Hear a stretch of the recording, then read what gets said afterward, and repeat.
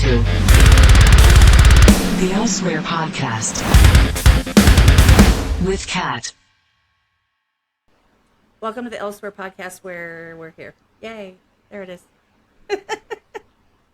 That intro is a mouthful. It was epic. Well, you like intro. it short and sweet, right? Hey, I like to take my time. Experienced. No, but I appreciate you being here with me. I really do. I mean, I'm going to try to look at the camera, even though I always forget. And I end up looking at the screen anyway. So Yeah. if I'm not looking at you... I'll do the same. I know we're having a conversation, so like it's cool. I get it too. I'm always like looking at screens and stuff, so. Yeah, I watch your live stream sometimes. Why? I don't know. I have not figured that out. Why? I'm like, I don't know. It seems fun. But There's nothing to it. no, I'll tell you. I'll tell you why I watch your live streams. I actually have a really good reason. Oh, no. The main reason is because I love when you get spicy. Okay. Like when you're like, don't talk to me that type of way, or I didn't ask you. Why are you saying that? Like that does to me. That's I love people that are really straightforward and don't kowtow, to other people's. Well, that's basically the Belgian mentality in general, and the Dutch as well. It's very straightforward, direct. I love that. I mean, It's seriously. There's no beating around the bush. It's just, this is what we need, and this is what I want. This is what it's gonna be or what it could be. Just straightforward. And see, I'm like that, but I try not to be. I have no tact whatsoever. Mm-hmm. I'm kind of notorious for having no tact, and I have really bad jokes, and I don't care. But then people get mad at me. I've noticed in the live stream, Jesus, all these remarks. I'm like, man, if you weren't, what is it, aspiring moderator? Aspire? No. Always, That's a hard pass. No. always in my chat. Like, I see you type, when's the day that I can finally be the moderator? I'm like, Kat, stop. Well, I mean, can't if be you want doing to be technical about it, I've been there, done that, and I'm good. Still am there, right? For Cliff.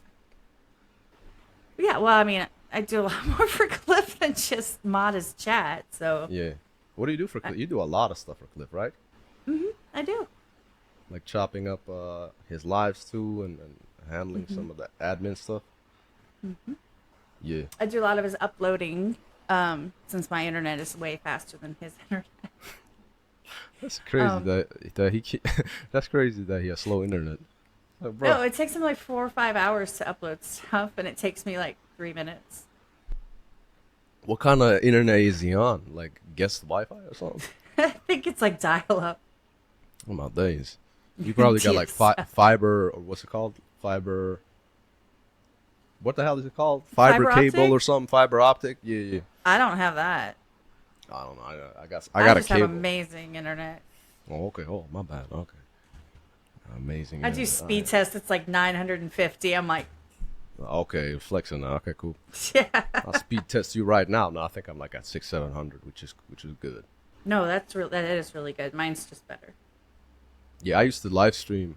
I had crappy ass internet before I switched. I used to do live streams on like 60, 70 megabytes per second. It was horrible. But my live streams, it was stable. See, I had the opposite problem. I literally had the opposite problem. Like I had a PC that at the time was like better than what I needed. But my internet couldn't hold the connection. Like the system wasn't having issues. Now I have an issue with my system. It's just like, no, I do too much. Okay. Is that then, that's just, what is that, a GPU issue or? It's more that like I have no graphics card to speak of is one thing. So actually I'm getting a new PC in the next couple weeks. So that'll be fun. And then I'll be able to game because I do gaming with Cliff too. Yeah. And when he's live gaming, I'm there with him generally. What do y'all game? Fortnite. I got him to play Fortnite. That's my fault.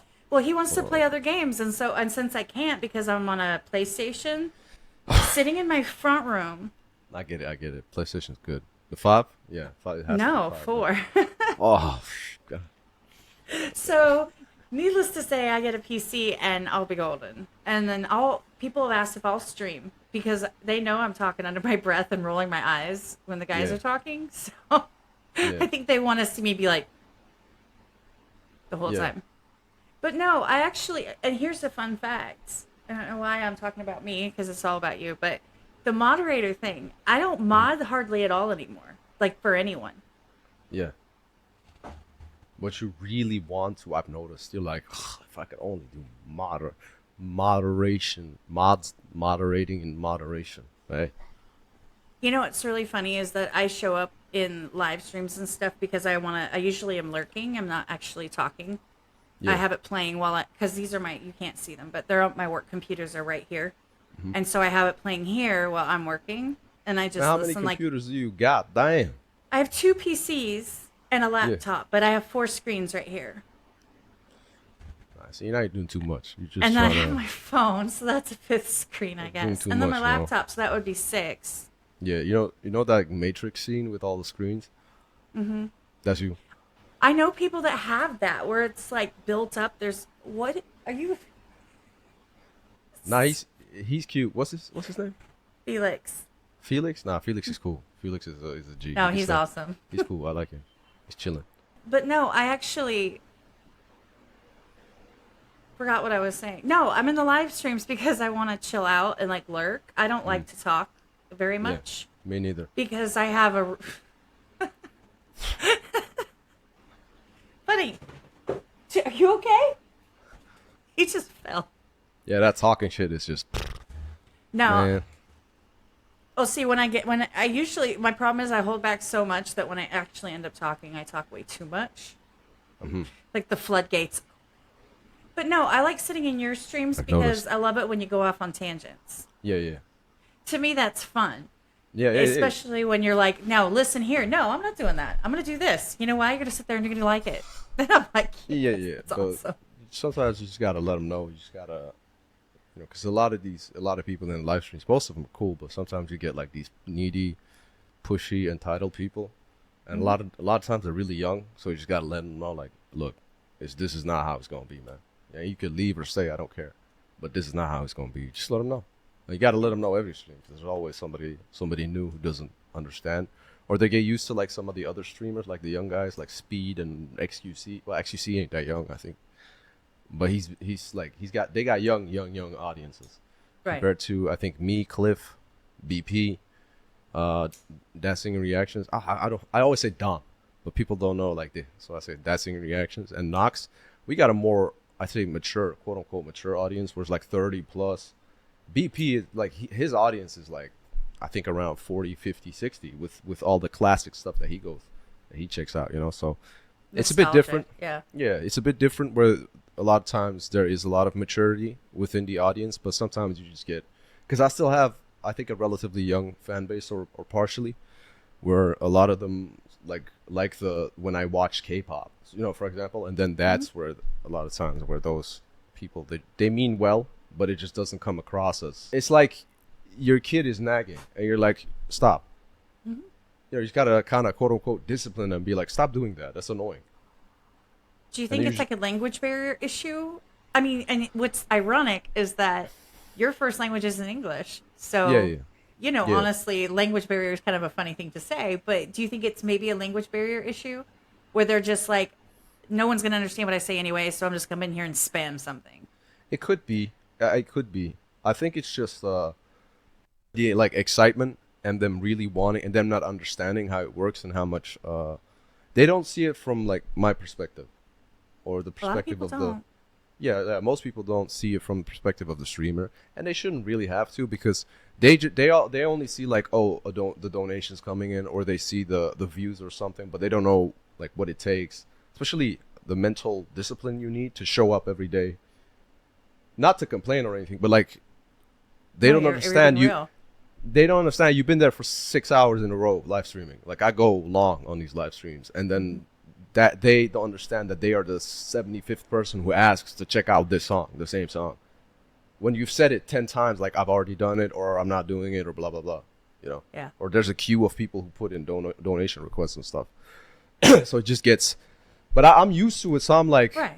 I just look over it, I'm like, whatever. But sometimes if they keep going, I'm like, yo, you gotta chill, relax, stop doing that. It's annoying. No, I get it. And like I said, I don't moderate as much anymore, and that's a personal choice. I just decided that that's half of it is my personality, my zero tact, and like my just I don't want to be nice. And the other half is the whole I'm so tired of being like, oh, you're just a mod. Like I'm just a mod because that's, you know, all I'm what the hell does that even mean? But I don't moderate because I see these patterns and stuff, and the more people I talk to, the more I'm like, I get salty about it real easy. I get real defensive of people that I consider friends or the content creators. I get really defensive. And I kind of go at people, like even in chat, especially if I'm not a moderator. I'll go at people in chats because I don't care. Because I'm like, what? You're going to ban me? Oh. I get what you mean. Because I had a similar situation where this one guy was talking smack about Ren and Nox. And it was in the comment section, and I responded. If it was about me, I'd be like, whatever. But if it was about them, and I was like, no, you're wrong. They're not like that, or what are you talking about? You're just hating now. Now, it turns out that guy, shout out Chris, he became like a good, I don't know, a friend. It's weird, like friends on social media, you know, because people come and go, and I'm not really into like a lot of friendships and stuff. You just engage with people if there's reason to engage. And me and him talk actually, and I think he's actually an intelligent guy, and he says some stuff, and I'm like, oh, this dude has a perspective that most people don't have, you know. Like I'll see beyond the hate, and I get to know, and I'm like, oh, that's why you say that, well, right? See, so I know people like that because, like, for example, Red Wolf. I don't know if you know who he is. Red Wolf. Red Wolf. Red Wolf. Yeah, he does a lot of battle rap in like Ireland and stuff, Red and Wolf. He's got some really good music out there. But yeah, he and I do not see eye to eye when it comes to like socio-political issues whatsoever. Yeah. And what is that socio-political issue? Like, what is that exactly? Because I'm not from America, so I'm like, all of that stuff I don't get. Oh, no. More like he's like completely against like Tom McDonald's and everything that he talks about in like literally everything.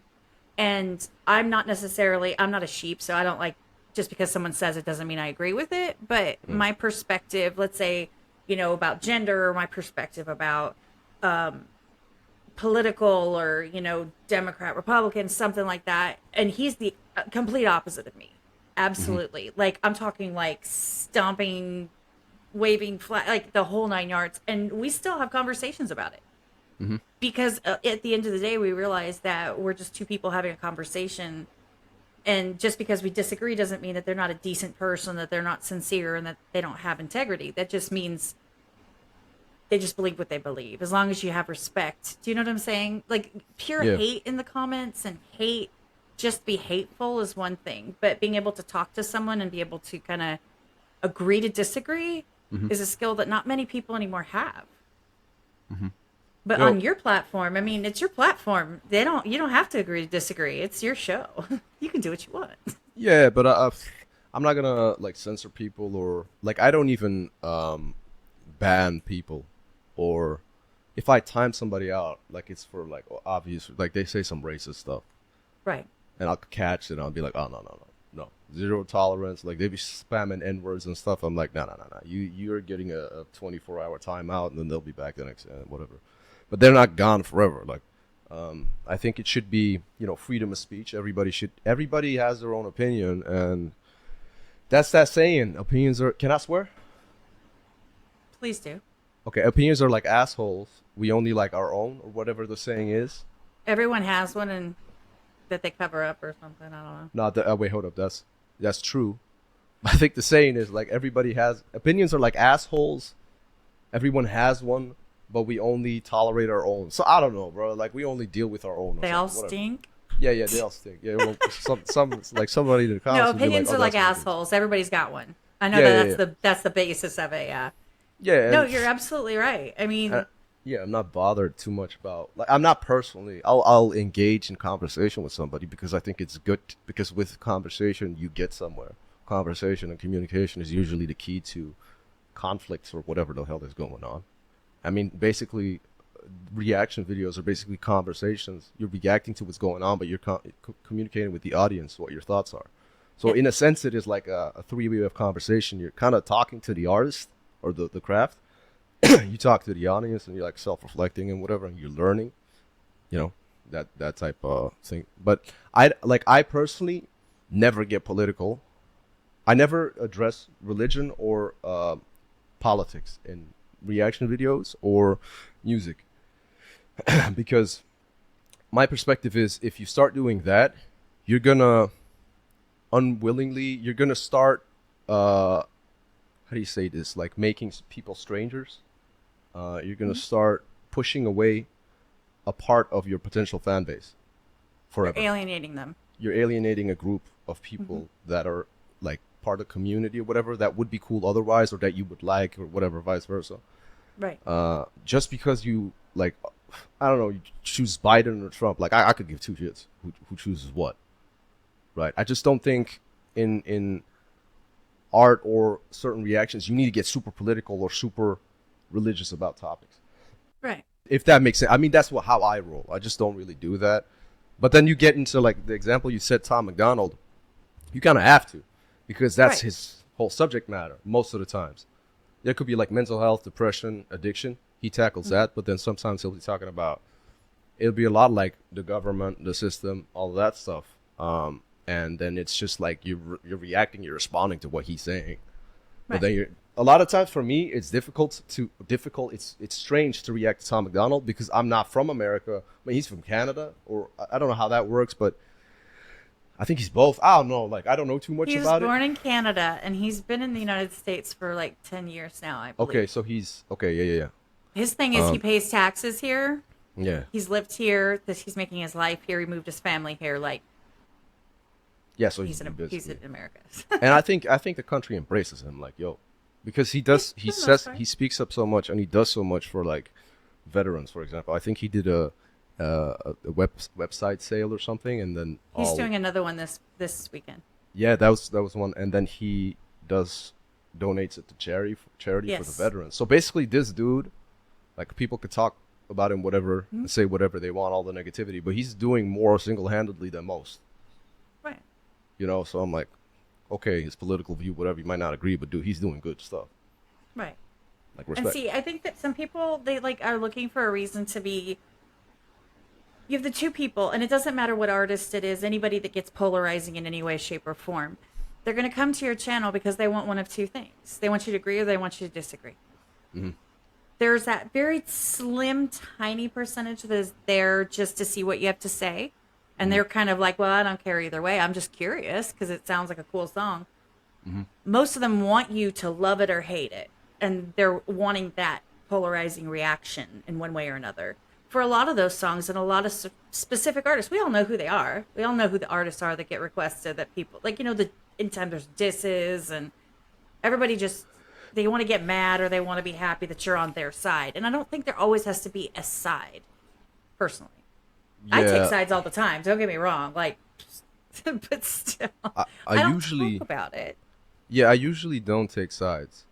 Even if I'm like close with it. Like, an example is, and I'll talk about it, I'm not afraid to, like, oh no, because he's my friend. I'm not like Knox Crew. Mm-hmm. I didn't do any of the disses. I didn't check anything out. I stayed out of that. Unless people were like really, I mean, there were people, like, I don't know how many. It's I think over 100 people who asked me to do it in live streams, or I get DMs, or comments. You know, if I filter on like Knox Crew, I'll probably have 100 comments that say that. But I'm just like, whatever, man. Like, I'm just not that invested in it, to be fair. I'm too busy, like, taking care of my own headspace and managing my own life and take care of my kids. That's my priority. Right. All this beef shit, and also you got Screw and Knox. Like, these are lyricists. Like, you can say what you want. These are rappers. So when they do shit, it's gonna be double on double and like reference here, and I don't get most American culture references. because I'm I not don't think from most of America. us do either. Yeah, but like this is the same with like breaking down Eminem stuff when it comes out. I don't look forward to doing that. It's like algebra, I right? Like can what? see that. No, I really can see that because I'm a pretty smart cookie. Like I catch a lot of stuff on the first take. You know what I'm saying? Like I don't have to listen to it 45 times. I generally catch most, about 75% or more of almost any song, including stuff like tech or ISO or whatever. I still catch it, no matter how fast they're going. I tend to catch it. But there are some that it's like, okay, that's where it gets weird for me. To see, I don't feel it necessary for me to get every variation of every double, triple, quadruple. I don't need that. It hit me well and fine as a double. It's a triple, quadruple if I know the history of, Kansas City back in the 40s. Yeah. Sure. But I don't. So I'm like, there's a lot of stuff that I can miss, but I don't care. Like I hate to say that sounds rude, but I don't care. No, but it's the same. I don't care either. It's, in general, and this is not meant in a bad way. I just maybe a different way to say it. I'm just not that interested. I'm just Yeah. doing my own thing, and if it happens, it happens. If it doesn't, it doesn't. And it just happened to not happen that I checked Yeah. it out, and I'm like, whatever. Like, go check out, bro. The most entertaining people who are checking it out, No Life Shack. Like, check it. Most people are watching him. More people are watching his reactions to the diss than the actual disses themselves. This dude is getting, True. like, how many views has he gotten over this? Like a couple mil. I'm like looking at these views. I'm like, bro, this is, and I'm like, you go, Shaq, get that bag. He's getting the bag on Absolutely. those because there's the Kendrick beats. There, you can monetize those. I know. There's no copyright on those beats, so they're in the end, Screw and Knox, whatever the hell happened. I don't know who won. I don't have an opinion because I didn't hear it, but I know everybody's profiting.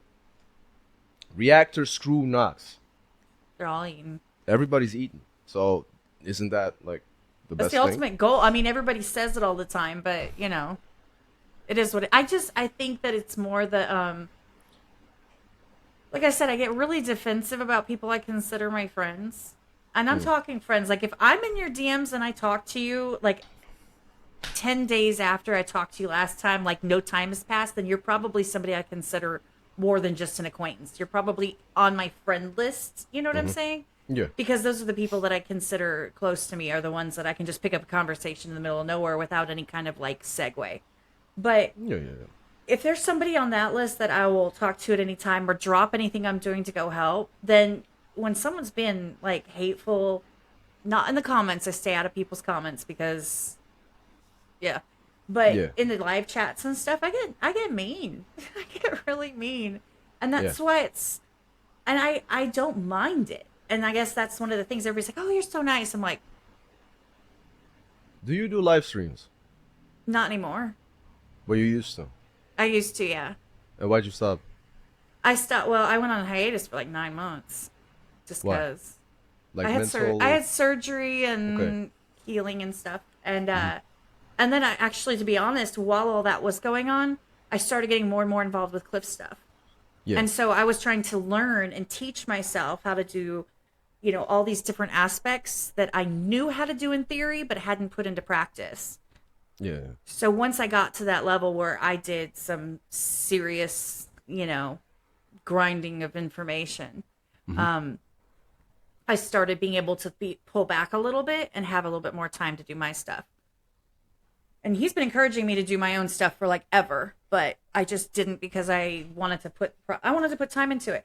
And I don't do them live now because, and people know this, and anyone who watches this knows this already. I say this all the time because people are needy. And I'm having a conversation. You do live streaming. You get it. But a lot of my guests don't. They're not on the YouTube platforms. They don't do live streaming. And so when I'm in the middle of a sentence and I have to say, "Oh, hello, Bob. Welcome in. Thanks for being here. I appreciate your 75 cents. Thank you." Yeah. Yeah, but In the middle of a conversation, to me, that's rude. And I wanted to give more to the guest Plus, I wanted to, be able to put it out when I have Oh, time. so you're talking about going live with a guest? Yeah, that's what I generally would. Because I mean, Okay. I have No, like 172 I get interviews that. at I least. get that. Yeah. Okay, no, then I wasn't sure. I just caught that. So I Mhm. get that doing this like this offline. I fully understand, but I meant like doing live streams, just you talking, like engaging with the audience and then stuff like that. No, because I never have anything interesting to say. Oh, well, but you could like I don't know. You could just No, leave it people open for ask me to do it suggestion. all the time, and usually they do pretty decent comparatively when I do, but I just don't because it's just another thing to do. If that sounds so mean, but it's true. I actually, I was planning on doing it like the other day, and then something came up. I think these disses dropped, and all stuff was going crazy, and people had thousands of people in their chats, and I'm like, yeah, well, I guess I'll wait for that. So you were like you had to shift priorities to help Hmm. moderate that. Yeah, Okay. Um. I'm not. I Yeah. do this for absolute fun. I do it because I love it, and I like people. Hmm. And I like to be able to show the people that come and watch are avid supporters, especially of independent content creators and musicians. They absolutely adore finding new artists that they can support, which is something I want to talk about is your music. Um, they love to get to know on a different level versus you being the host on a live stream versus, your thoughts on things, good, bad, or indifferent.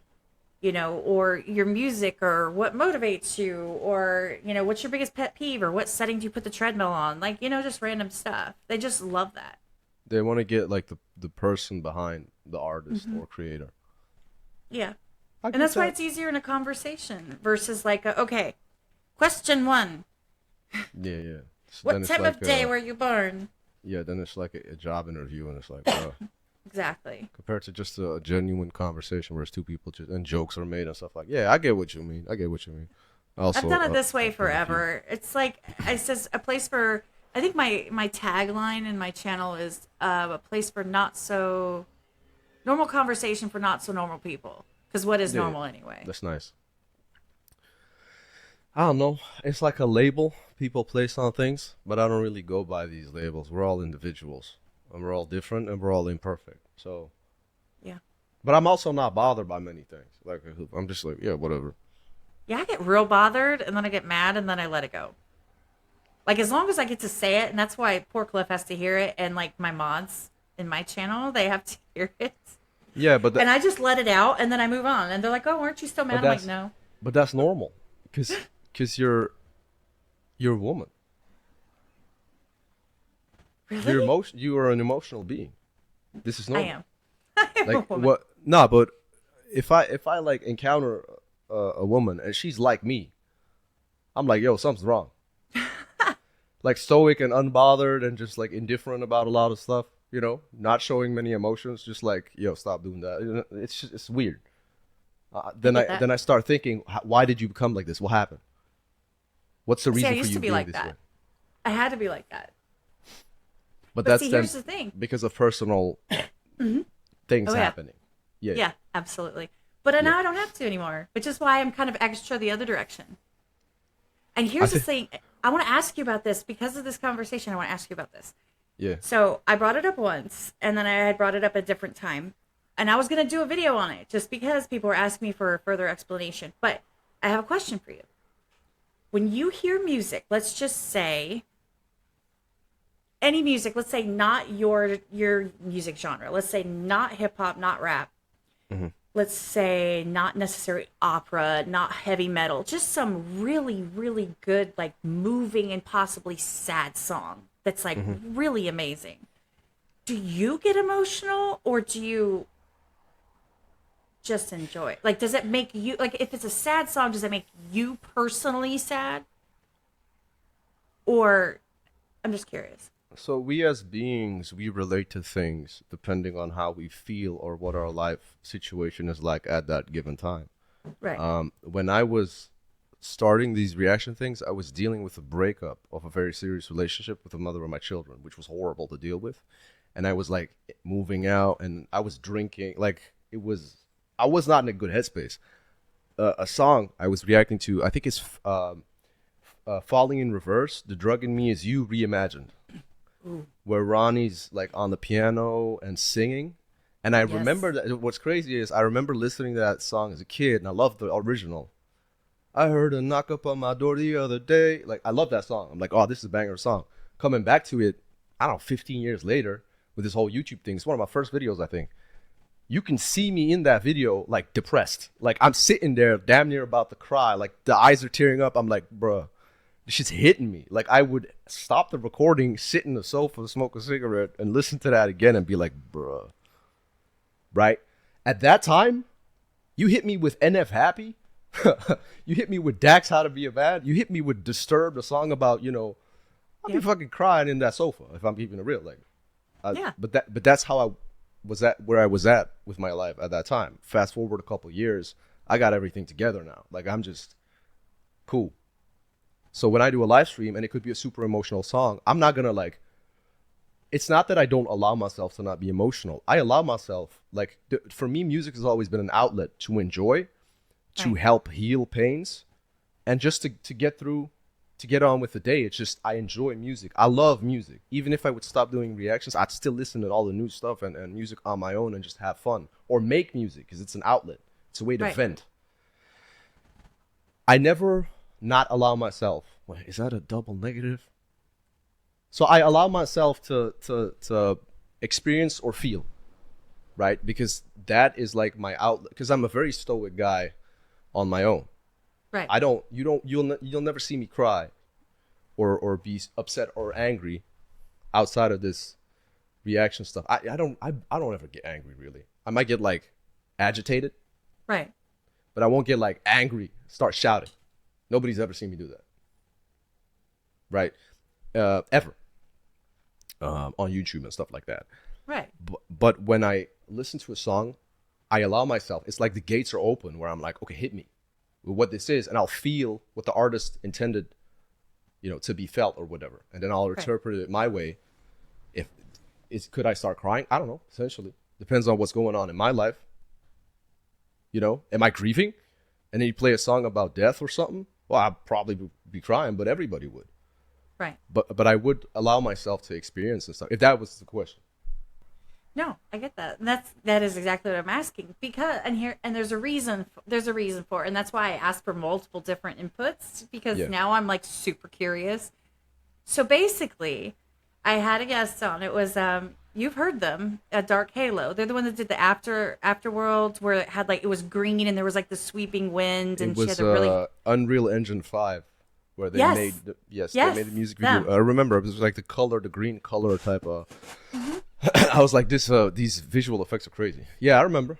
Yeah, they're friends of mine, and I was talking to Dave and Mel. Mel's the female voice, and he's the male vocalist. So she was talking about how like things in the world affect her, and the music affects her, and things like that. Like, and I'm like, you know, what's really interesting is that I see in comments and I see on live streams, people are like, oh my God, that made me cry. Oh my God, I'm tearing up right now. Like, literally they're typing, I'm tearing up right now.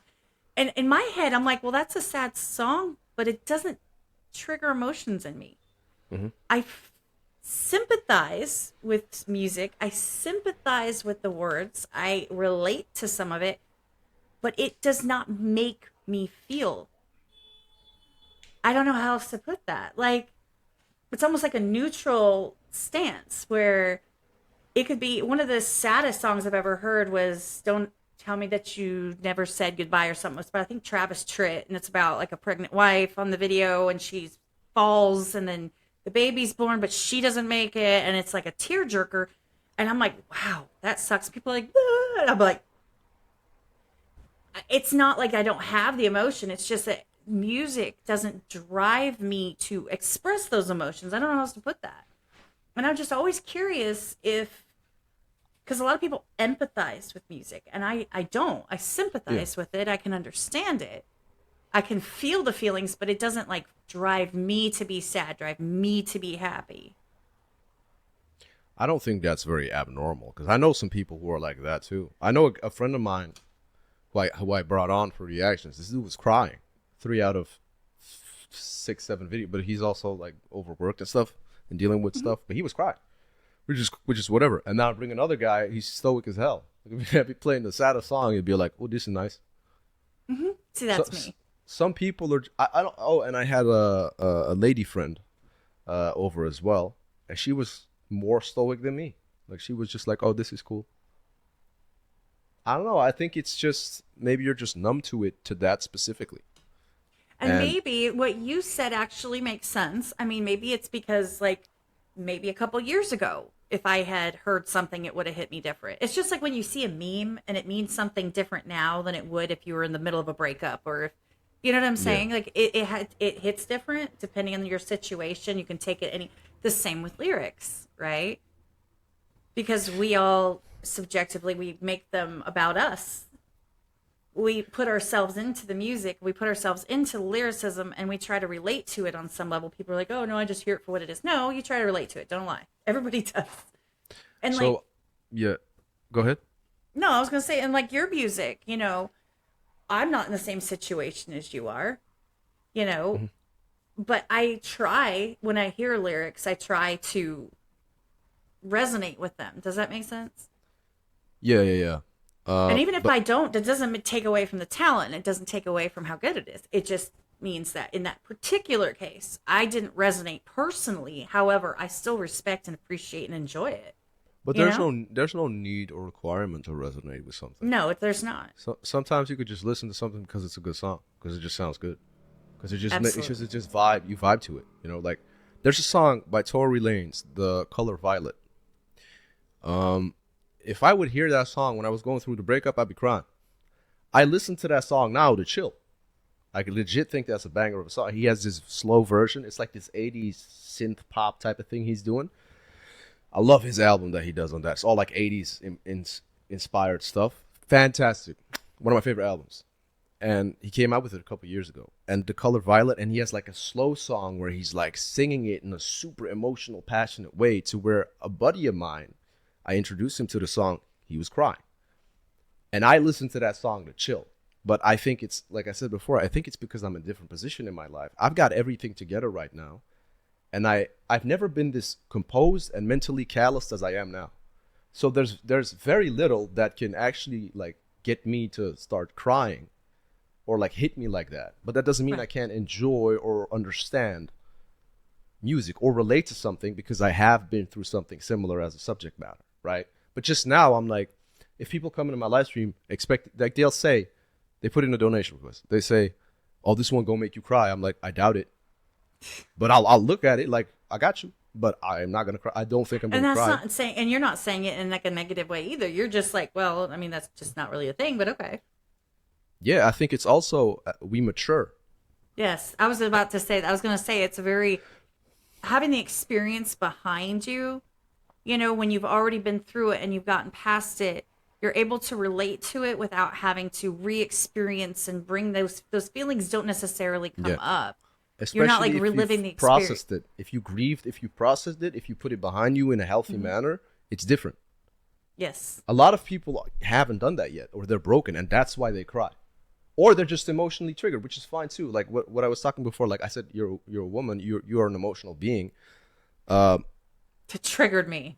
That's not a bad thing, because what do I think is the most beautiful thing when I'm dating a girl? If she's a very emotional being and she expresses through, like, she expresses her emotions, and she'll cry and she'll smile and she'll be overjoyed or she'll be super sad. I think that's beautiful, because that's like yin and yang to me, because I'm not really. I'm like super stoic, but I'm like, oh, it will be good, this and that. So I think that's attractive in a woman. That's very, could be very emotionally vulnerable or something. And I think it's, for a person like that, a good fit is somebody who's very emotionally intelligent, True. who gets it, and who's like, but that doesn't mean that I can't be like, I need you to be my safe space right now, so I Right. can just lay my head down, and I need you to listen to me and be and care for me, be there for me. You know what I mean? No, I really do get it. Of Yeah. course, I'm that person that I'm so I tend to swing so far the other direction that, like, I don't want anybody in my house.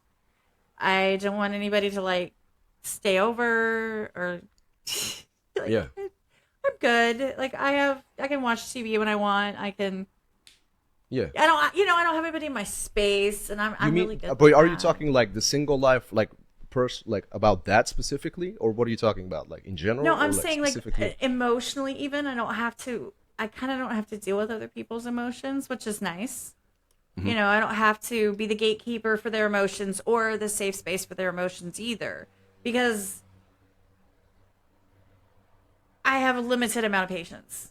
Okay. Like I've gone the opposite direction where I had all the patience in the world for all the years that I had to have patience without me wanting to. Mm-hmm. And now I'm like, oh, that sucks. And I move on.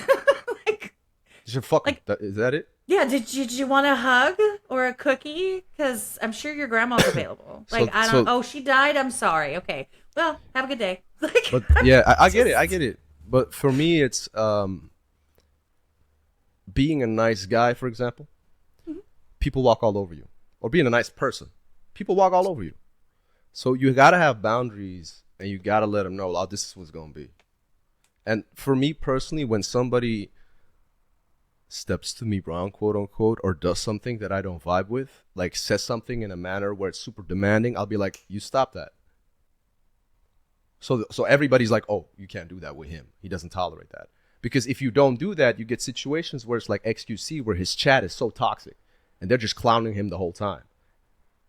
You know what I mean? Or stuff like that. Or you'll get 10, 15 rappers trying to diss you if you don't let the first one know, hey, not with me, buddy. You know, when Drake said, Metro, shut your hoe ass up and make some drums, and then Metro dropped drums and he killed him. Like that, this would be similar to that. Yeah. Yeah. Spaz on the drums. Metro whooped his ass. No, but still, that's the thing is, I think, to me, like, I understand that, like, dissing is a part of, you know, hip-hop. I get that. Of course, I'm not a huge fan of it, but, you know, whatever. It's fine. I have no problem with it. I have a problem with people, like, dragging random people in every name they can find, dropping 5. Someone, I'm not going to mention them, someone recently just dropped 5 diss tracks to multiple people, 3 to one person, 1 to another person, 1 to another person. And I'm like, okay, who Dada. Oh, he just 5 just dropped people? 5. No, Knox is 3 of them. Okay. Tom is 1, and I think Upchurch is the other. What the fuck, man? Why is this dude, man? The thing is, I'm cool with Dada. Like we'll engage, and I'm like, I ain't got no problem with Dada. Like sometimes he's in my live stream, and I'll just be like, "What's up, man?" Mm-hmm. He just did. Why, bro? I just see it. I just see it now. Yes. Knox Hill this, Knox Hill, DK rap. Why, bro? Because DK rap artists want it screw. That's why. I guarantee it. Yeah, but screw in a DK, I think. I think he mentioned, yeah, it was like he mentioned him, or he thinks, because he dissed Benzino back when now that was going on. DK dropped a diss on Benzino. Screw has a line that's like more corny than dissing Benzino in Eminem's name. And I think Knox thought that was about him. I don't know who it was about, to be sure. But that, I think Screw meant it towards DK. Possibly. No, absolutely possibly. Because it's literally what happened. Because DK, I think, titled it Stan Disses Benzino. I think. But then again, I'm like, I'm not invested in this stuff, so I'm like, I don't give a fuck. Yeah. Like, I have a song I dropped, any reactor can get it. But it's also like any rapper can get it. And No Life Shaq commented on it, Knox commented on it, King Dada commented, Flawzilla saw it. And that's what I'm talking about. Like, let them know, like, oh, you want to smoke? I'm here. Then most of them are like, nah, we're cool. Or they respect the message you're sending out. Like, nah, he's cool. Yeah. They're like, nah, he cool. Yeah, nah. He cool. We don't want, the smoke. Hey, I got riches on my mind. I'm working overtime for them. I got no business with you, cause you don't know the time I spent up in the lab, cooking up this, feeling like meth. I'm from Wu-Tang, gotta make a few cents for the new things. You don't make no sense, where have you been? Just took a flight to work, came back from the States. I don't mind the turbulence. I've been working shifts, I've been turning shit into worth. I've been real determined and building, earning, networking, burning bridges with the people that don't learn from shit. Prefer to sit and turn into a fat sack of shit.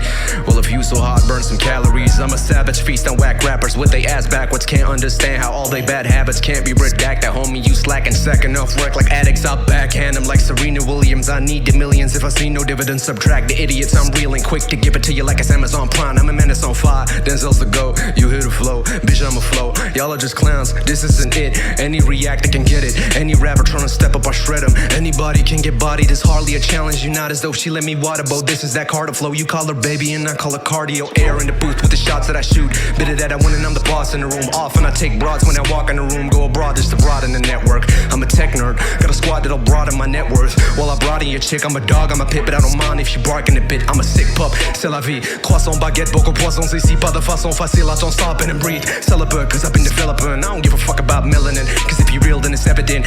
Fuck you if you think that you're better cause of skin color. Anyone can be a real brother, and anyone can come steal from you. If they meddle with the money, then they dead to me. I don't meddle with the middleman. Give me lemons, I'm the man. Self-made, you a bitter man. I'm dope, one smoke, don't choke. I'm from Europe, so you know that I kilogram. You wanna talk like a man or go spark up the heater. You're raw full of crap like you rockin' Adidas. Don't threaten to shoot, I just leave it. You can't measure up to me with the millimeter. Yeah.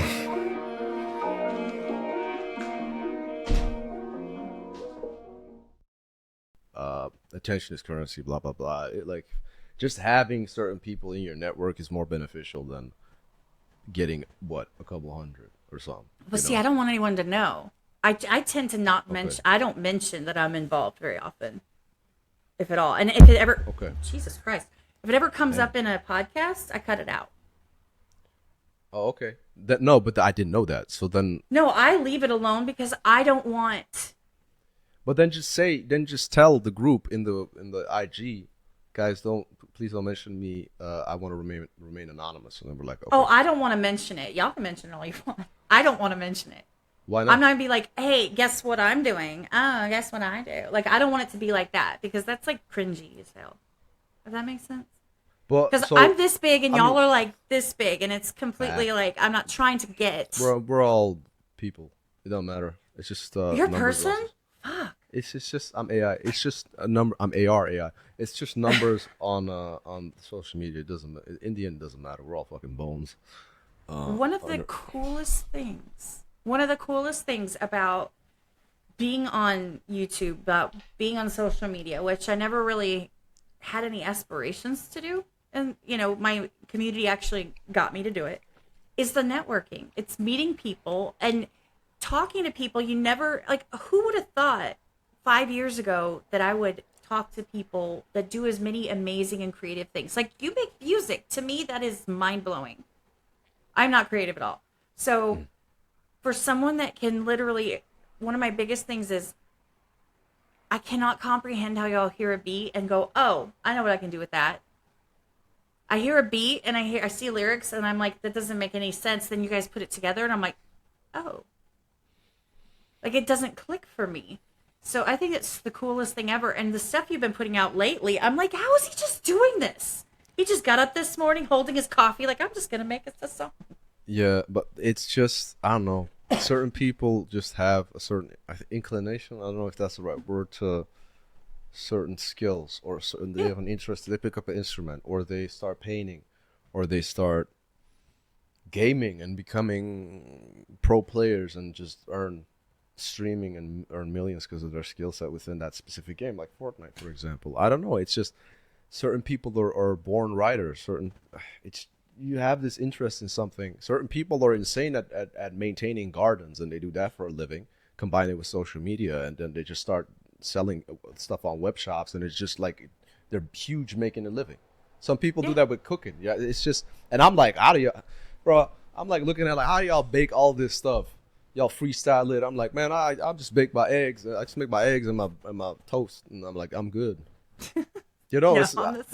It's certain people are just have a certain skill set that has been acquired. But there's also, with rapping, with anything, I think artistically in the music side, it's rhythm control, or it's rhythm control or like melody control, right? Like, for example, Kendrick, like these two, because it's been very recent. Kendrick Lamar is rhythmic because his cadence is crazy. He'll go off of he'll do drumming patterns rapping. Like Drake is melodic.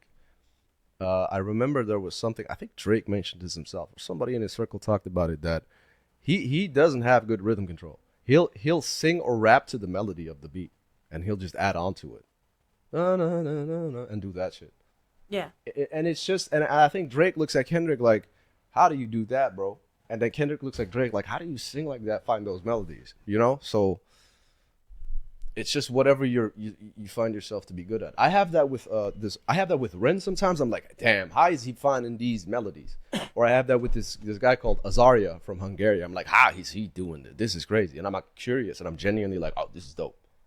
I can't remember where I heard it, but I heard it somewhere. It was Ren talking about how his voice is percussion.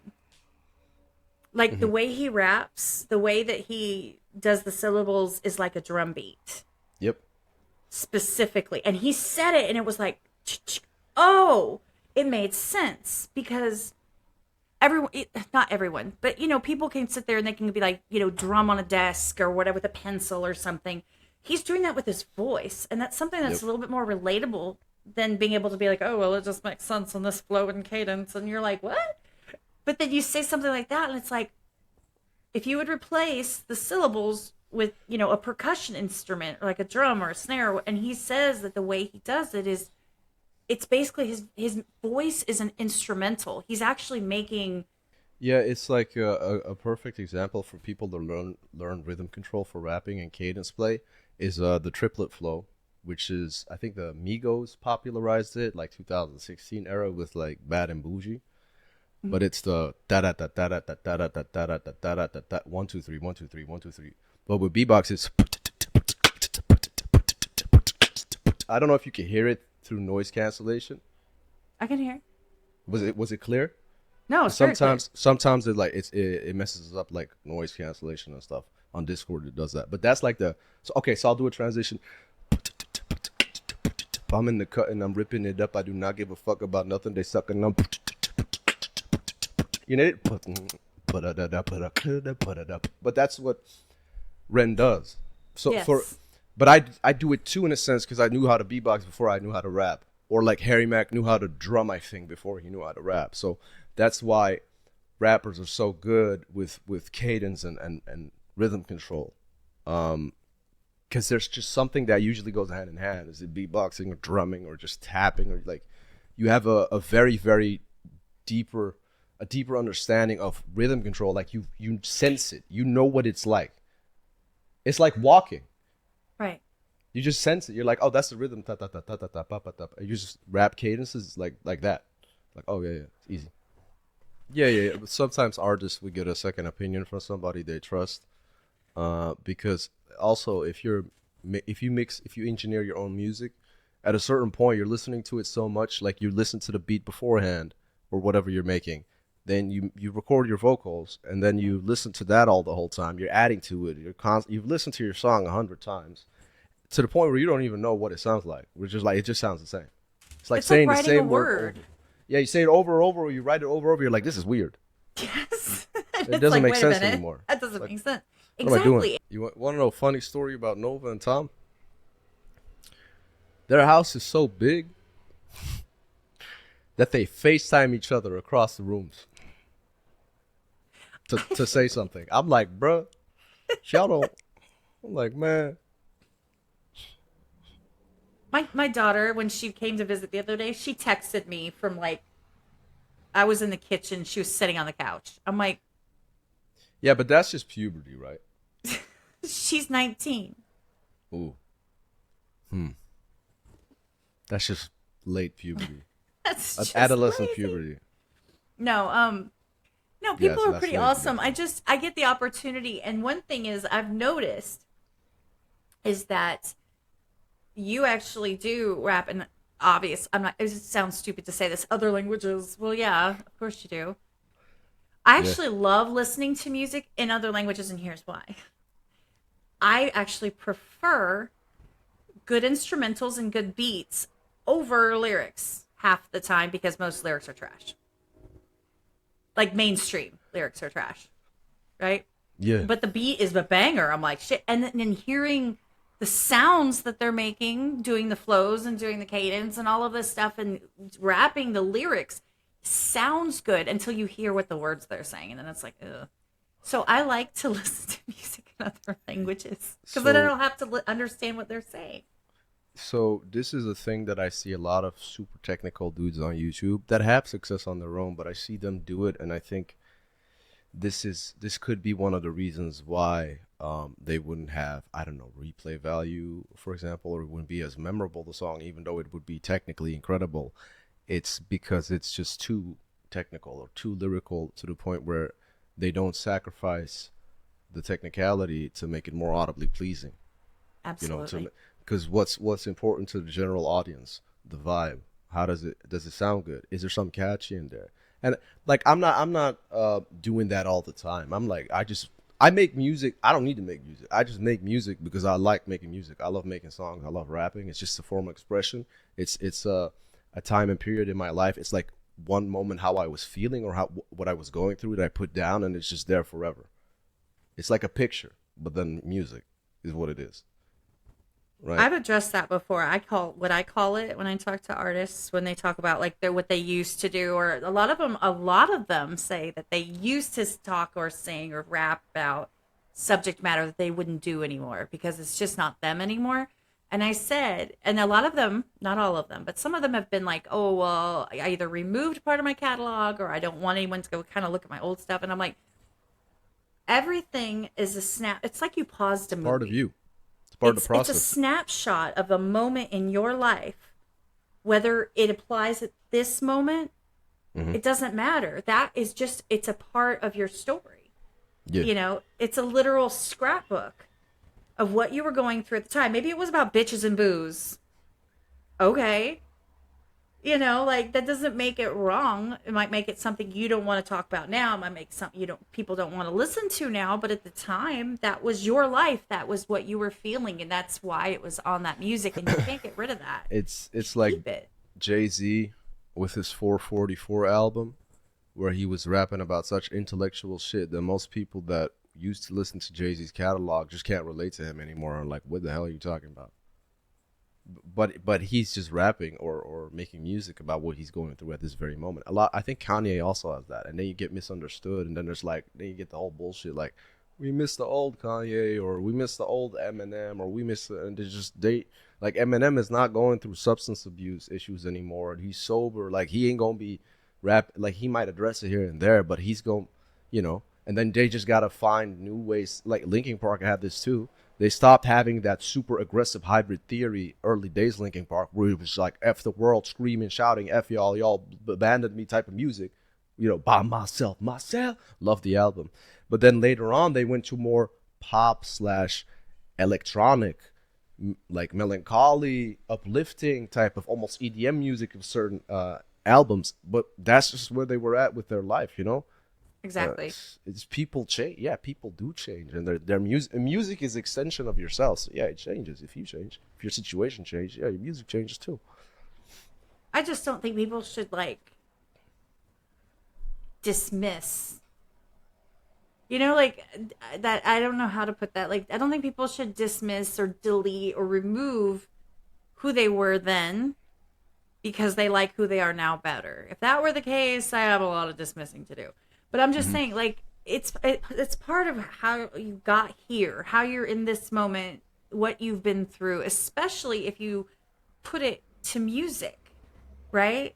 It's not necessarily just a picture. It's a feeling. It's your soul on a beat, an instrumental. Like, you can hear versus, trying to guess when you see a picture.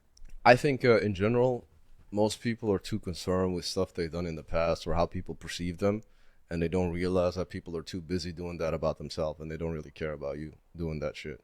Most people are too busy, too occupied doing that for themselves. So like it doesn't matter either. Like, okay, somebody finds a song 10 years ago and I was like laughing. Who gives a shit? It doesn't matter. It doesn't matter, No, bro. I Like agree. if it should only matter to you, and then again, it shouldn't really matter. Because like you said, the reasoning behind it's part of yourself, snapshot of all in time and all that. So, do you prefer to do music in what language? Like, what's your preferred language to release music in? So I mean, does it speaking, matter? Is it kind of interchangeable or? it doesn't matter. Speaking English has become so natural to me that it's kind of that English and Dutch kind of both become my primary language because I'd be hours on the camera or like with conversation with you. Speaking English is so natural to me. Like I went to America for 2 weeks and I wasn't considered a tourist. People were like, "Oh, you from here? Where are you from? You sound a little bit different. You from there?" I'm like, "No, I'm from Belgium." They're like, "What the hell is that? Where is that?" I'm like, "Oh, that's Europe." Like They're Germany. Like, what? Like Europe? France? I'm like, yeah, next to it. Yeah. You know, I'm not. Then again, It's by France and Germany, right? I suck at geography. It's so. yeah. Belgium is near. So above is the Netherlands, and then shit to the left is like France, and then to the right, I think it's I don't know, bro. Like I've only been to Netherlands and France. I've never. No, I've been to Berlin once. Yeah, they got. Yeah, that's a good place to be, Berlin. Do you think in Dutch or do you think in English? Again, I don't really think about these things. It just happens. I don't know. I'm quite carefree. I'm not thinking too much about how I think. It could be both. I think it's both.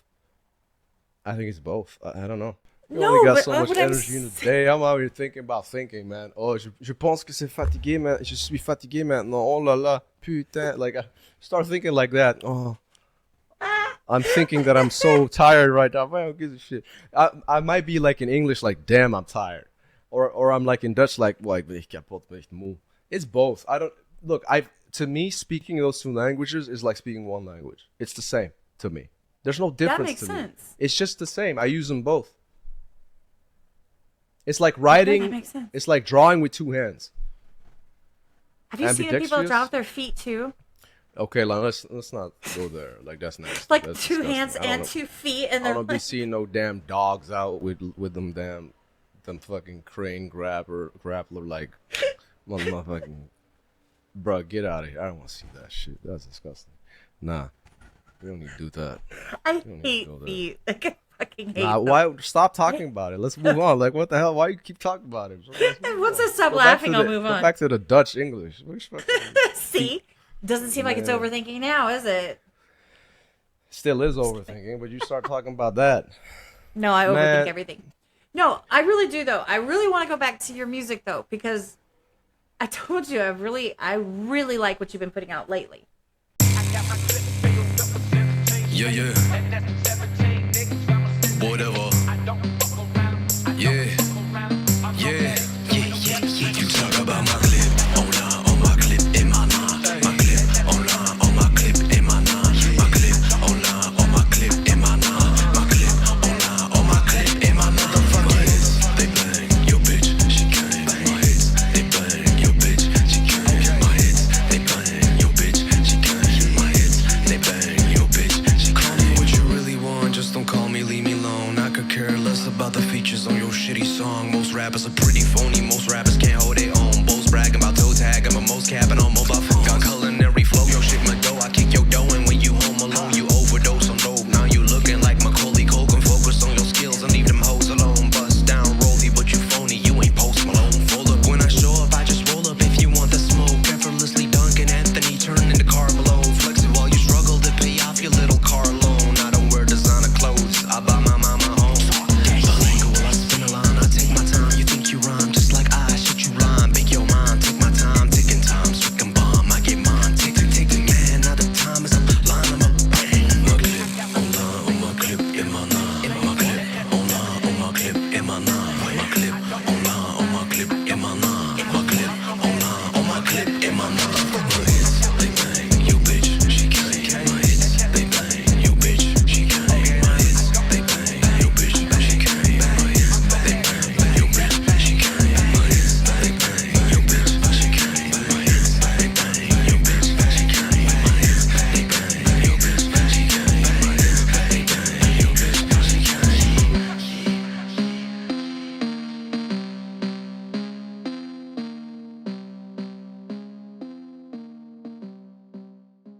For some reason, the sound of it, I don't know whether it's the It's better. No, it's because when I went to America, I sat next to two engineers, Andy Rue and Blitz. And when they were doing my vocals and they engineered a song, or Andy engineered one song, produced it with the piano, like that dude's talented, did his thing. I watched him. It was Ableton. I think he did Ableton. So that software, I'm like, man, that software gives me a headache. I'm a Logic Pro guy. I'm a MacBook Logic Pro guy. Oh, okay. I have PC as well, but I just really like working. It's just so easy with MacBooks and like AirDrop and files with producers and stuff if you're sitting next to them. With Blitz, he was using Logic. And he was doing things, and I was in the booth, and he'd be like, oh, yeah, we're going to do backing vocals, but we're going to do one panning to the right, one panning to the left, so it sounds like it's fuller. So you do the main track, like, let's say one of my songs, woke up, said, I need to get me a bag, and I'll spend it on shop, and I'll spend it on fam. And then the backing vocals to that would be, get me a bag, spend it on fam. But I would, so because I'm doing the rhymes again, for example, but I would record that twice, and but it'd be two separate. One would be on the right, one would be on the left, but at like -8 decibels. So it would be an addition, and it sounds. And when you're singing, when you're doing like some harmonies, like I gotta grow, and you do that, I gotta grow, and you do them left and right, and at lower decibels, of course, with like a backing vocal, more reverberance, this and that, it just sounds so full. Yes. Because you put it left and right. So that's one of the tactics, one of the ways of working that I've also implemented from learning there. But I've also learned to put more time into my master because my mastering was trash. So like to me, the mixing is like putting all the ingredients together, getting everything right, the right amounts with like the decibel levels, making sure everything is like the right amount, and the mastering is baking the cake in the oven for the right time and duration, and like making everything perfect, right? So the mix is in the master type of situation, and I really learned, because my master was trash before America, which was November last year, 2023. I learned how to master properly. My mix has gotten better, which was always okay, good, but my master has gotten good too. So that shows with like the quality of the songs being released. People are like, yo, Anthony, this is hard. Yo, this sounds so good now. It's not muddy. The levels are right. It sounds clear. Stuff like that.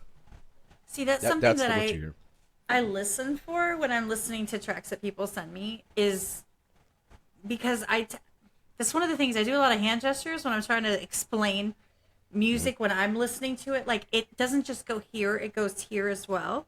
Mm-hmm. It's like, it's gotta be, it goes all, it's like a 360, it's like a sphere or whatever. Yeah, like you stuck your head in a helmet, like an astronaut helmet.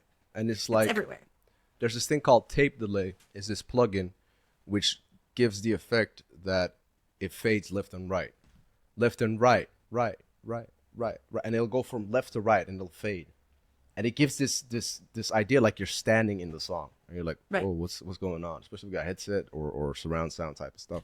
I think that's sort of what you mean a little bit with that's what I mean with like the fuller stuff. I think what you meant as well. You're hearing a rock song and you only hear bass guitar in this ear, and then you only hear percussion there, and you're like, what the hell's going on? But sometimes they do that intentionally. But yeah, I know what you mean. But putting that out is part of the process to improving. True. Because you got to put out 50 shit songs to start making good songs. That's the same with videos. You got to put out 100 videos and they approve. You can see the first video or video number 100 or video number 1,000. You can see, oh, there's a drastic difference. Even if just like camera quality, microphone quality, the editing software, plugins, or I don't know, certain things, like little things, like, oh, when I record music, I have to record at low decibel range so I can make it fuller than post-production.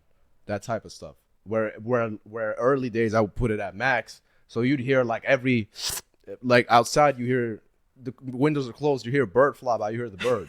And it's like in the mix, and you got to manually cut that shit out, and it sounds off. Yeah, but it's like your cat walks around in another room, you hear like a little bell from the cat. Like that type of stuff. It's you got to learn how to amplify with filters. Even in OBS, when I go live, I don't edit. I learned that from Cliff and BP. When I was in America, BP showed me that. He just click start recording, click stop, and he's like, okay, upload this shit. This is cool. I'm like, I'll pay a dude a serious amount of money to edit my stuff. And I'm like, bro, I'm start doing this myself. Sorry, editor. I still keep him around for certain things, of course. Like of course, I didn't just like sack him off, but I just have filters now on my OBS on my mic. It's not here in Riverside, but on my OBS, it just sounds really good. It sounds clear. It sounds like a radiocaster. That's why people are like, "Yo, your voice sounds good." I'm like, "Nah, I got the right tools to amplify what I already have." It just sounds professional. Man, I swear, like some of these, like, I'm gonna call it. Wow, I don't give a shit. These are the bros. Cliff, Black Pegasus, and That Singer reactions are boomers. Like such, where yo, I got the story about Black Pegasus, man. It was so funny. He was. He wants to hear it. Yeah, he can hear it, little homie. I was in America, and he didn't know what AirDrop was, but he has this Mac studio, and I was like, send me the reaction videos we just recorded. AirDrop it, it's fast.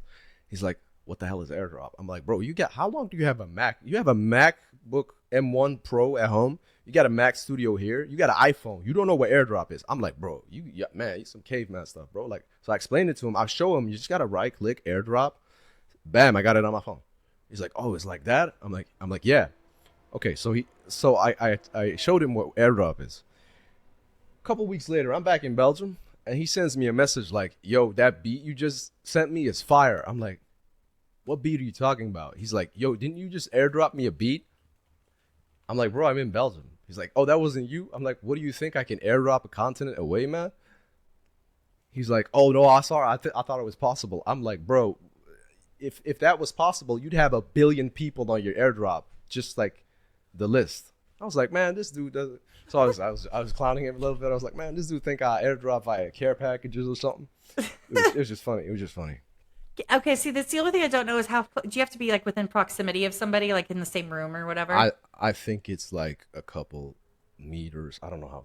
Oh, okay. No, I was just curious. Like, I couldn't just AirDrop because I was like, well, that would explain why Cliff wants me to get an iPhone because then he could just AirDrop stuff to me. No, you need to be close by, right? Okay, it depends on where you are. You need to be in the same building. I think if I got my MacBook open a couple floors down and I need to send myself something, I can do that.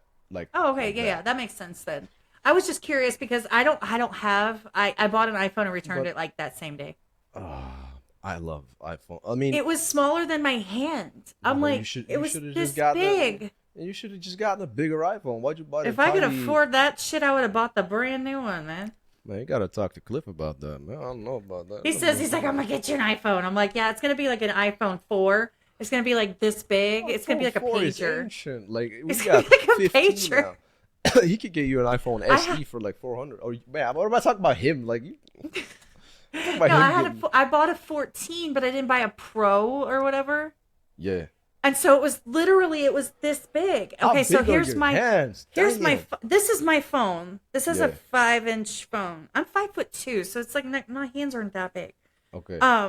This is like a 5'1", 5'2" phone or something like across. Yeah. So anyway, it was literally like to here. This is my Android phone. This is my Pixel 7. Then you needed a damn iPad in those. No, I just needed a phone that wasn't like something that I could lose by setting it down. Like, where did it go? Oh, under a piece of paper. It's the size issue. Cat needs something huge in her hands. I get it. I need it's like on the wall. Something big. I'm not that old. Jesus. I didn't say old. I said you need something big in your hands. Yes. So, no, one good thing about the Apple products is the synergy that they have, how efficient they are is why I have a PC. Mm-hmm. I do all my stuff on my PC, recording, live streaming, because it's a monster and it's just more reliable, and you can run commands on Windows and stuff. Like you can do whatever you want, right? You can mod and stuff like that. But my iPhone is just efficient because the only thing I do is use iMessage, Instagram, and that's it. That's all I do on that thing. It's fast as hell and it's super easy. It's simplified. It's efficient. The AirDrop is great, but also if I'm on my MacBook, I can check my messages on my phone. And one of my homies, I made him get an iPhone. I worked together with him. B-Boxer, shout out to Eshbloom. I'm like, yo, bro, I just finished this music video. The music video is 4 gigabytes. I drag it into iMessage. I press enter. He has that within 10 seconds. Oh, okay. Maybe 15 seconds. But like, no, I get it. He'll watch it on his phone It's all connected. This is why I like the Apple product. They are overpriced. Don't get me wrong. This is luxury, like luxury. Right. But they make my life so easy to have. I just ordered the new iPad Pro. Those things are way too expensive. Yes. That thing is $2,500. That's just ridiculous. Yes, I looked at the price. I was like, this is outrageous. I am shocked. See, Still I got a Pixel 7 Pro, right? Yeah, Just a Google Pixel 7 Pro. So if I had gone for they just came out with a Google Pixel 8, I guess. Yeah. And there goes my notifications. It's my mother. If I had gotten that one, it would have cost me like $1,400, and I was like, the fuck? So those are also like the Apple prices, because Yeah, they're pretty. But like see, I got typical. this one refurbished because Okay. I'm Yeah, like yeah. a good. Don't threaten me with a refurbished phone. Yeah. For like I got it like under $600. Well, that's sufficient. That's good. I was like, hell yeah. Yeah. But then it's that's the good. same price as the iPhone refurbished, iPhone 14, and it was like. But you do a lot on your phone, a lot. I do. I do. Then it would be good. Like I have my phone, but it's only for like calling and messaging. I send voice messages to people. I can't be bothered typing. But I have a MacBook I always carry with me. That thing's 16-inch, so I got it, and I could pull it out anywhere. I'm getting this iPad, which I could put a SIM card in, so I could be working in the car if I need to. 'Cause Flex I much? drive around. It's just no. It's look. You'll never catch me wearing designer clothes. You'll never No, catch it's just me. like it's big, and I I'm pull it out explaining anywhere. myself. I'm like, explaining okay. Damn it! I'm explaining myself. You'll never catch me wearing designer clothes. You'll never catch me flexing champagne brands. You never catch me flexing like jewelry, or I'll wear a gold chain, but you never catch me flexing like diamonds or some bullshit like that, or wearing the newest Jordans. I might have a pair here and there, but I don't care about that. What I do care about is investing or reinvesting into something that makes my life easier with the things that I'm doing to be productive. So it's all Right. It's luxurious. Yes, it is. It's materialistic. I don't give a fuck. I enjoy that shit. But it makes my life so efficient to have this iPad available, because if I drive, Belgian traffic is the worst. If I drive and I'm stuck in that bitch for like an hour, I'll park at a gas station, wait an hour till it's done, and work on that iPad. You know what I mean? Like Right. it's not for like, oh, I'm gonna watch more YouTube or Netflix on it. No, it's actually for like a purpose, because I'm away a lot of the times, and it's just efficient to carry it with me. What if I needed to fix something, or what if I need to make a bunch of shorts, and then I got to go back and I actually have to bleep out something, or whatever the case may be. And so I saved them. I haven't had a chance to get rid of them yet. I have like 400 gigs saved just of stuff that's not even mine, just stuff that in case I need it, I look. I know exactly what you're talking about, because I have external hard drives. On external hard drives, I have 35 terabytes Jesus, I can't even imagine. full. I can't on even this thing. imagine. But this Remember, is 2 years. 2 1 years gigabyte is 1 gigabyte. Yeah, this is Is 35. 8 billion songs. Wait, is it 35? Is it 35,000? 35 terabytes is 35,000 gigabytes, right? It's insane how much.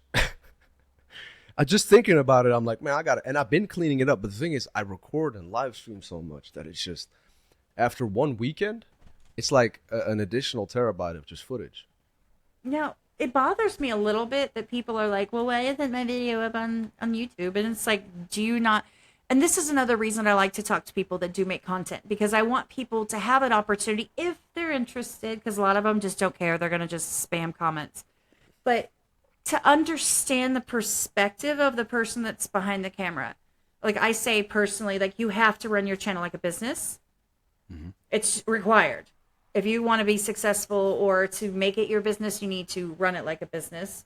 You have to approach it financially. You have to approach it, aesthetically. There's all different aspects to it. But also to understand that you're there to grow. You're there to make money. And you're also there to grow your audience and expand your reach and, reach more people.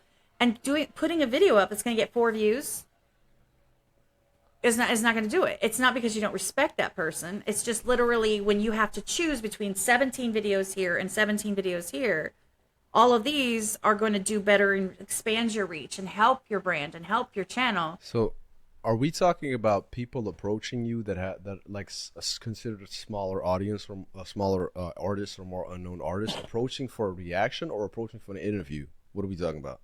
No, I'm talking about reactions. React. So if like an artist that has like, I don't know, 500 subscribers is like, yo, can I get a reaction? Or more like, no. Maybe it's a somebody on your channel, somebody that requested it, somebody that paid for it, and they're like, well, you need to post that like now, and you're like, I don't need to do shit. No. Right. I'm just saying. I know you're not saying it, but there's like in general, nobody can tell me what I need to post. Just like that is not happening. That's just one of those rules. Like you can't tell me what the fuck I'm supposed to post, even if you requested it. The services for request. I mean, it just started. It was like people would dono amount, and then it would be like, "Can you watch stuff?" Like, yeah, sure. But then it just became a thing where I just go live and people request, and I'm like, that's cool. Like it helps pay the bills too, and then I enjoy myself, and I'm like, yeah, hell yeah, and I can start paying editors to run this and stuff, and it helps like also promote because like I'll post some of the stuff which I'm like, yo, this is crazy. There was a video I did recently of this guy. It's called Wintergarten, I think. Wintergarten. I know what it is. I saw you did that, and I was like, I know that. 20,000 marbles or something. That machine he made. I was like, this is crazy. Yeah. I don't think it got a lot of views on my stuff, but I was like, I don't care. I think this is dope. So I decided to post that because I thought it was fire. And I also I told Cliff and Black Pegasus like, yo, you got to check this out. I sent him the link. I think BP checked it out. I don't know if Cliff checked it out. Cliff already has. He did that a while ago. Cliff like, I'll be like, yo, check out Azari. He's like, oh, I already checked him out. I'm like, oh, cool. But yeah, I don't post everything. But also when I go live, I get like 20 requests per live stream. There's 20 videos.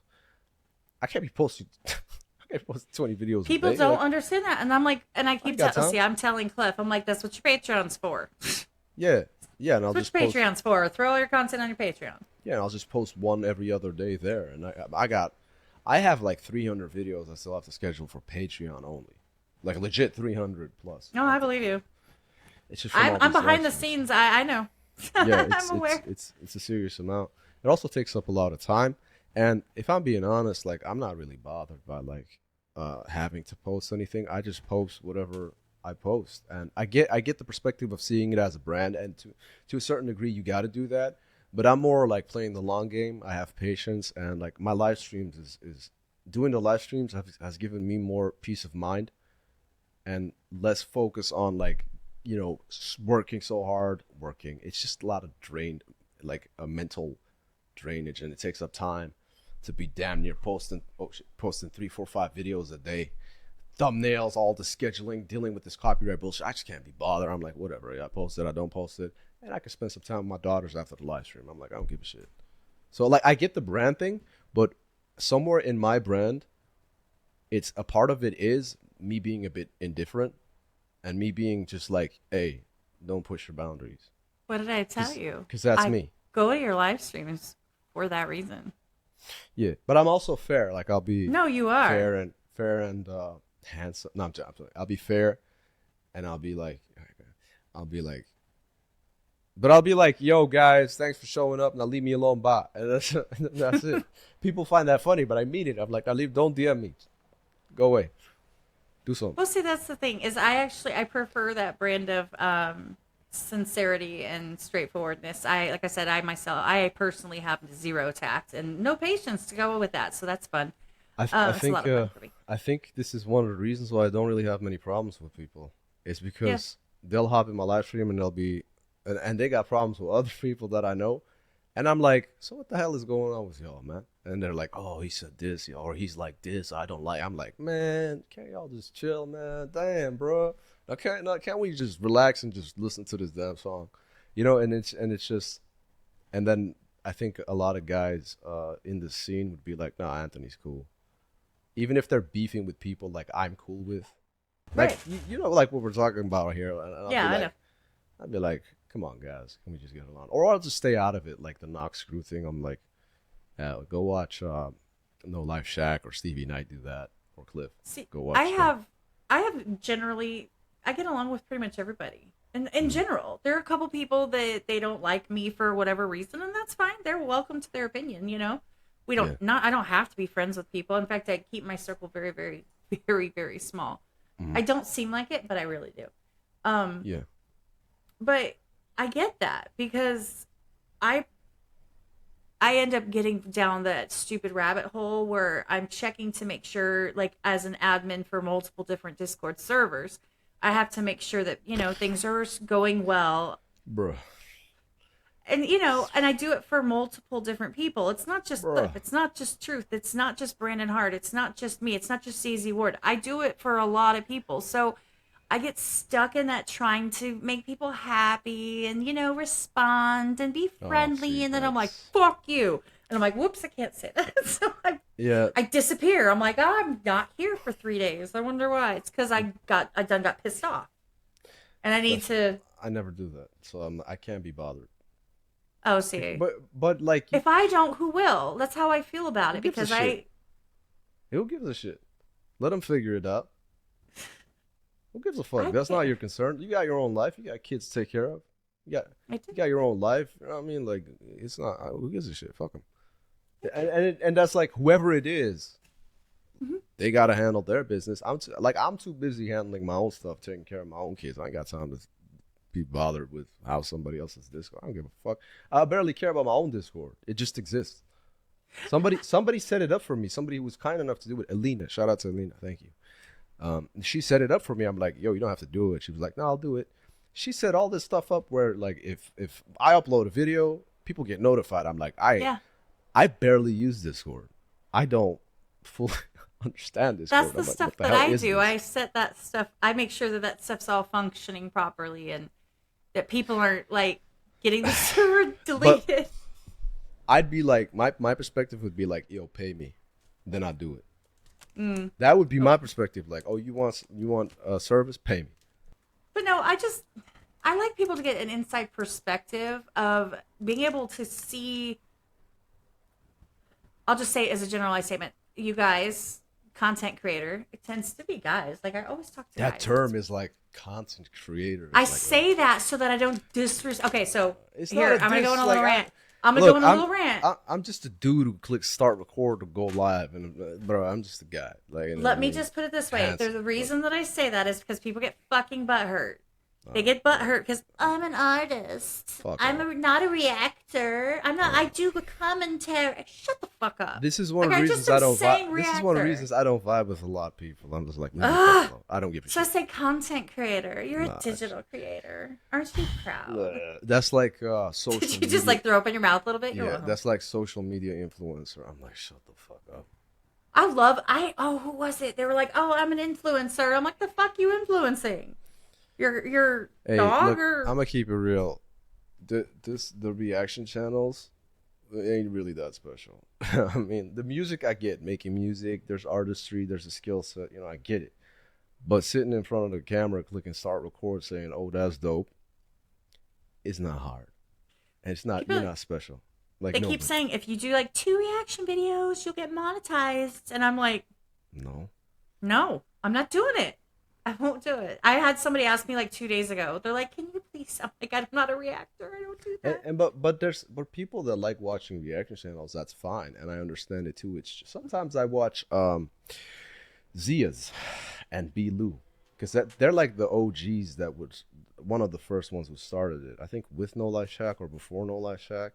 Yeah. And like they, I think started the wave or ones that started the wave. And I was watching them react to Kendrick Lamar's "Not Like Us" this.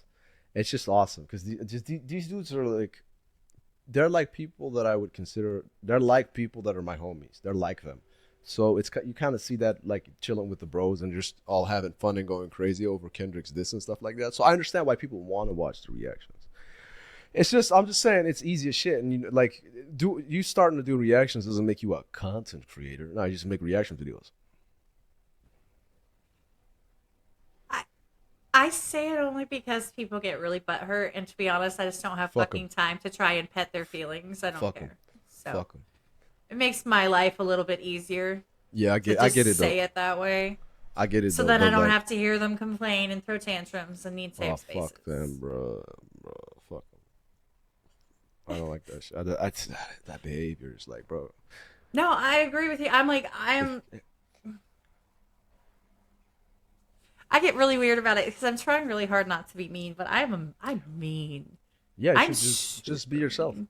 Just be yourself. Talk out to those people who were dissing you. I don't have anything to say. It's all been said. Like, I don't care.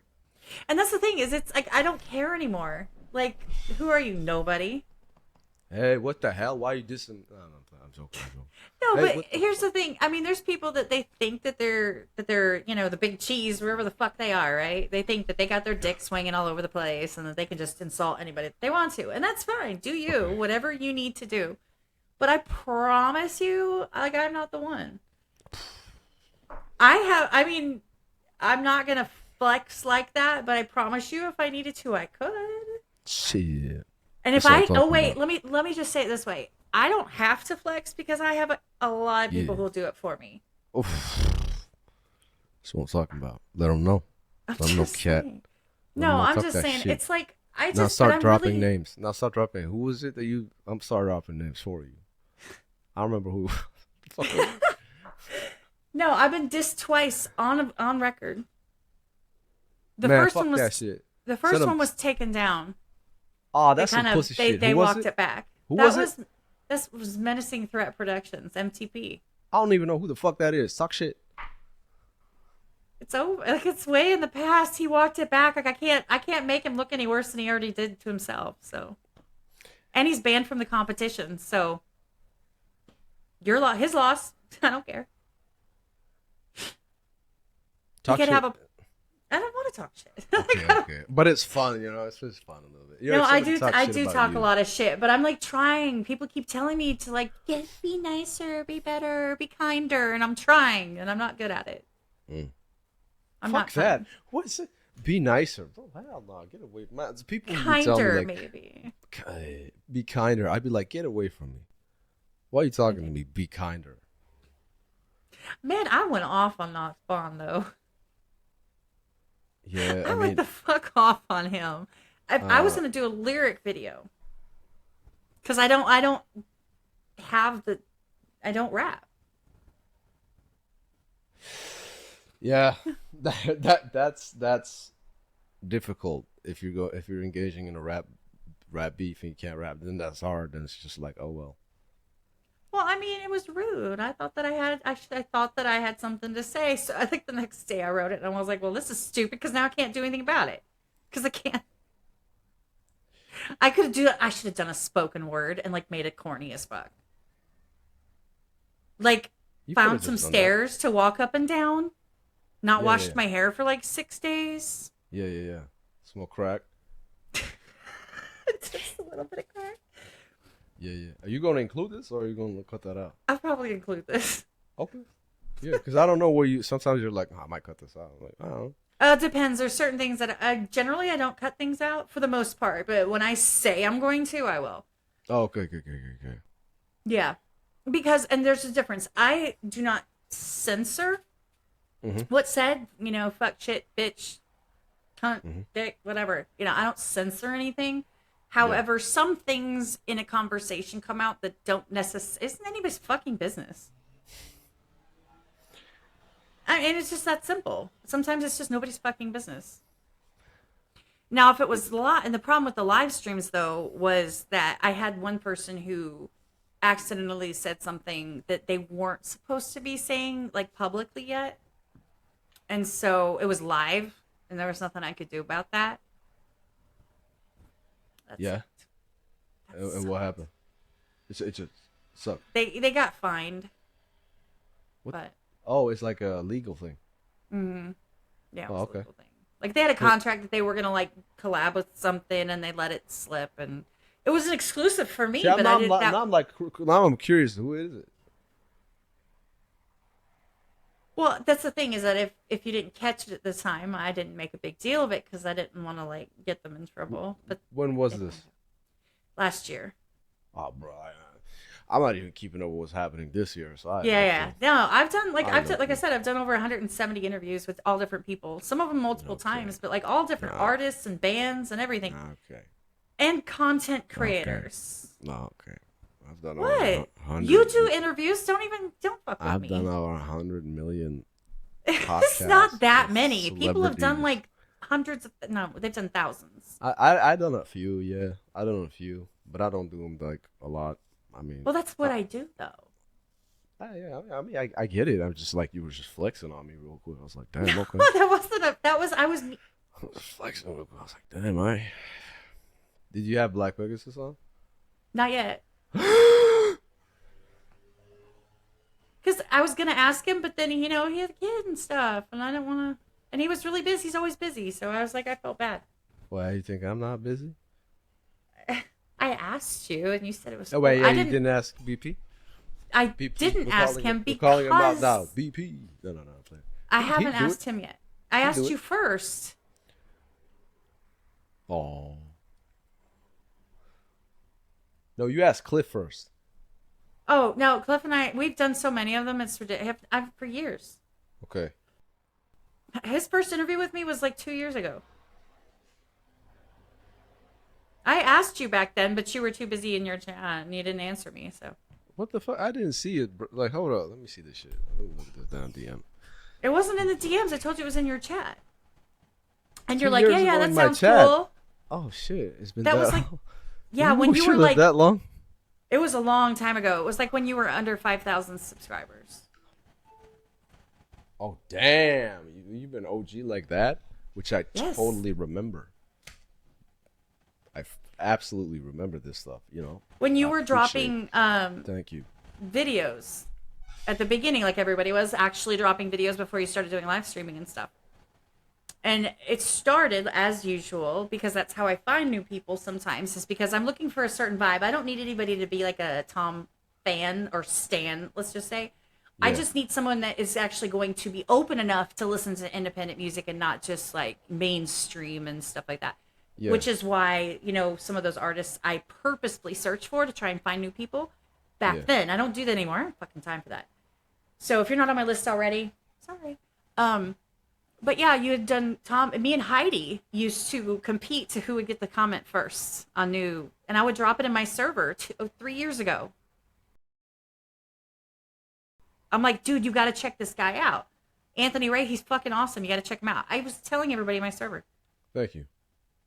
And that was like when you were just starting out. Yeah, I absolutely remember. Yeah, and also Heidi. Yeah, I remember this stuff like it was yesterday. I see it Right. right in front of me. No. Sorry. But then you started diving into sorry, K-pop, and I'm like, okay, I'm out. Oh, really? Yeah. Okay. I was like, okay, well, do your thing. I still stayed subscribed, but I just was like, that's not my vibe. So I just didn't. I don't click on stuff I don't fuck with. Like, that's not me. Mm-hmm. Then it started with BTS. And it was K-pop, and I was very skeptical. I was like, oh, BTS. I remember when you went to BTS. I was like, I ain't gonna do K-pop. Get out of here. And they were like, nah, they rap. I was like, oh, my ears pricked up. I was like, oh, they rap? And they were like, yeah. You gotta check out the rap line. It's called. I'm like, it's the rappers. I'm like, oh, okay. Well, I might need to check this out. They're like, the ciphers. I'm like, they got ciphers? I'm like, okay. And then I watched those ciphers. I was like, they actually rapping. I was like, they not just rapping, they spitting. I was like, oh Yes. shit, this is cold. And then I started to dive into everything, and I was like, I actually like this. Not everything, not like the happy. I call it bubblegum music, where it's like super pop. I'm like, get the fuck away from like that. Like, get away from me. But like when it's like some real shit, where it's like they're singing about death and like about like fake love and songs like that. I'm like, yo, this is kind of a banger. And they got like rock versions of it, because I grew up listening to like Michael Jackson. So it's not that I never cared about pop. I like Michael Jackson's catalog. I like Madonna's Frozen. You know what I mean? Like I listened to a little bit of Britney Spears when I was a kid. I like Justin Timberlake. Like I like a little bit of this pop stuff. Like, and I like 80s music. And I grew up on Black Sabbath too, and Judas Priest. So I like that shit too. And Linkin Park and the Rasmus and Limp Bizkit. You know, like it's just a bunch of everything. I don't really stick to one genre. So what I'm trying to say here, Kat, is I'm an open-minded individual compared to somebody else. I'm not very open-minded. I am very open-minded, but I'm not. But I am. I like what I No, like. I heard the hate you just threw at K-pop. Okay, I'm like, hey, it's cool. This is your It's channel. just not my You do what you vibe. want. One of the reasons why I kind of stepped away from K-pop in general is the companies are a pain in the ass to deal with copyright-wise. I've gotten 2 community guideline strikes because of K-pop. So the community guideline strikes are like serious business because that means you immediately get suspended. I know the strikes and stuff like that. I get that. Like that is people don't understand the severity of something like that. Like your Yeah. entire platform, your entire, for lack of a better word for it, your entire business could be taken away like that. Partially. Gone. I'm 'Cause saying it's just the YouTube that's taking. no. I get that. I'm just saying, like, let's just say that that was your exclusive Oh yeah. egg yeah. in all your eggs in one basket. All of your content. Let's say you Never do didn't that. save it, and you just Yeah. uploaded it, and that's the only place it is. Oh, but I don't Because- care if it's gone. It's gone. I don't give a shit. No, but I'm saying, but for some people, I mean, that's absolutely devastating. That's YouTube. That's like And that's outside. definitely That's YouTube. outside of my but many things in life are devastating. True. That's outside of my control. If YouTube decides to pull the plug like they did on my beatbox channel, then the beatbox channel is done, and I move on. And it's a forced redistribution of my time, which doesn't affect me that much, other than I'm having to think like, okay, how do I reorganize? Right. And then I reorganize, and then it turns out it's more beneficial for me to not do beatbox and spend that time doing other stuff. That's more beneficial financially. That's a good way to put it. And honestly, that's a really intelligent way, mature way of approaching it. You know? If it's a business, you got to run it like you run the business. Right. There will be setbacks. This is one of them. And to be fair, if they shut down my main channel, I'm like, oh, cool, I'll just stream on Twitch, or I'll do others, because YouTube is not the only thing I do, and I don't share what I do with people. I keep everything private. My kids, my mom, my family life, everything's private.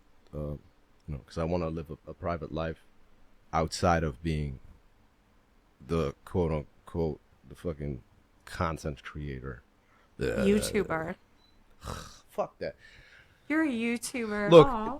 yeah, whatever. Like doing it, I get it, but I'm not my personality isn't like, yo, hey, because I don't like that. It's just what I think YouTube is lacking. The whole sphere is lacking is authenticity. Yes. It's just a lot of rehashed stuff, and reactions are a part of that too. And I know my shit is a part of that too. I've also been dropping this because I just can't be bothered. Also, one of the reasons I stopped doing K-pop is the fan base is just super obsessive.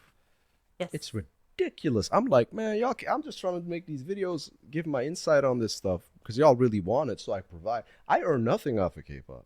Nothing. Right. Zero. They're really it just takes Asian countries time. are very hardcore about their These labels tell you to go fuck yourself. Mm-hmm.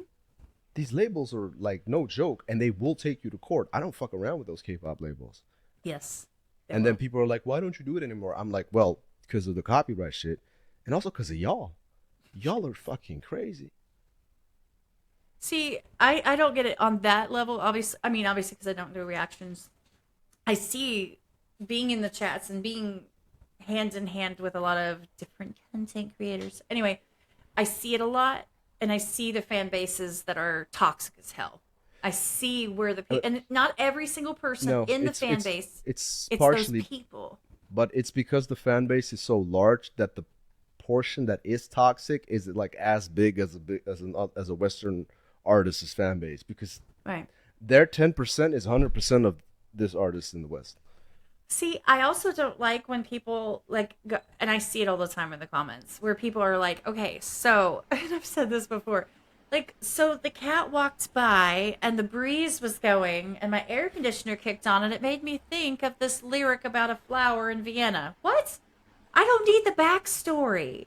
The song should do it. Like, I don't need a book to really go with the song. Like, I don't really read comments in general. I don't see it as much because I've lately, and I'm talking about in the last like at least 6 months to a year, I have gotten completely away from reading other people's comments. I don't get that many comments because obviously I don't have the reach that a lot of y'all do, and the I mean, me neither. You know what I mean? Like The emotions that you pull out of people, they love it or they hate it, or they love this artist, they hate this artist, or do something. I don't have all that. Like the consistently the people that watch my podcast come back every time. They tend to come back almost every single time. But that's Very better consistent. having a loyal like cult following compared to having so many people, and it's just also superficial. Yeah, you're in a cult, y'all. Just saying. Yeah, but You like said I mean like man, fuck it, it's a cult. Fuck it, it's a cult. I'm the leader. I am your queen. They already knew Hold that. on, what So are we doing? it's all What are good. we doing? They already knew that. Like, No. I get it. But see, that's the thing, though, is that it takes, and even if you have, like you said, the toxic section of the fan base is enough that it drowns out what a normal fan base might be. You know, like there are, let's be honest, there are multiple fan bases like that everyone knows. When certain things happen, these fan bases are coming in swinging with no context other than the fact that it's their artist. Period. So- It doesn't even matter. The person could be like, I just shit on your mother. And they're like, well, he said it was the way to do it, so he did it. And so you better not ever say anything about them. I know, and I know, like what I think I know what fan base you're talking about. Multiple, yes. My whole perspective on all of that is, but this is how I handle things. But I handle this: if you're not family, like if you're not really close in my circle, if something goes wrong, I cut you off, and that goes for communities. I did it with the beatbox community. I was not by a certain group. I was not accepted, and they reported my shit. I think that's how I got demonetized. My whole thing is cool. Fuck y'all. It's a shame for the people that did rock with it. It's a shame for the people that found enjoyment and entertainment in it. It's a shame for the beatboxers I paid and was planning to pay in the future for collaborations. People don't know that shit. That I helped put food on their damn table. That I had an editor I paid, and so he could pay his damn rent. People don't know that shit. Cool. It is what it is. They're kind of having an L on that. I just do my own thing, but I deal with those things in life with people and with stuff like that because that's how I've, through my environment and through growing up emotionally, that's how I've managed to deal with just every situation. If it's just something goes really wrong and I don't see it being fixed or I don't see reason to fix it, I'm like, I just go away. I'm like, cool, bye. I call it nexting. Kind of. That's what I call it. What? I Nexting? nope. Nexting? Like next. Nexting. Okay, yeah, Or yeah. I nope. I'm like, nope. Nope.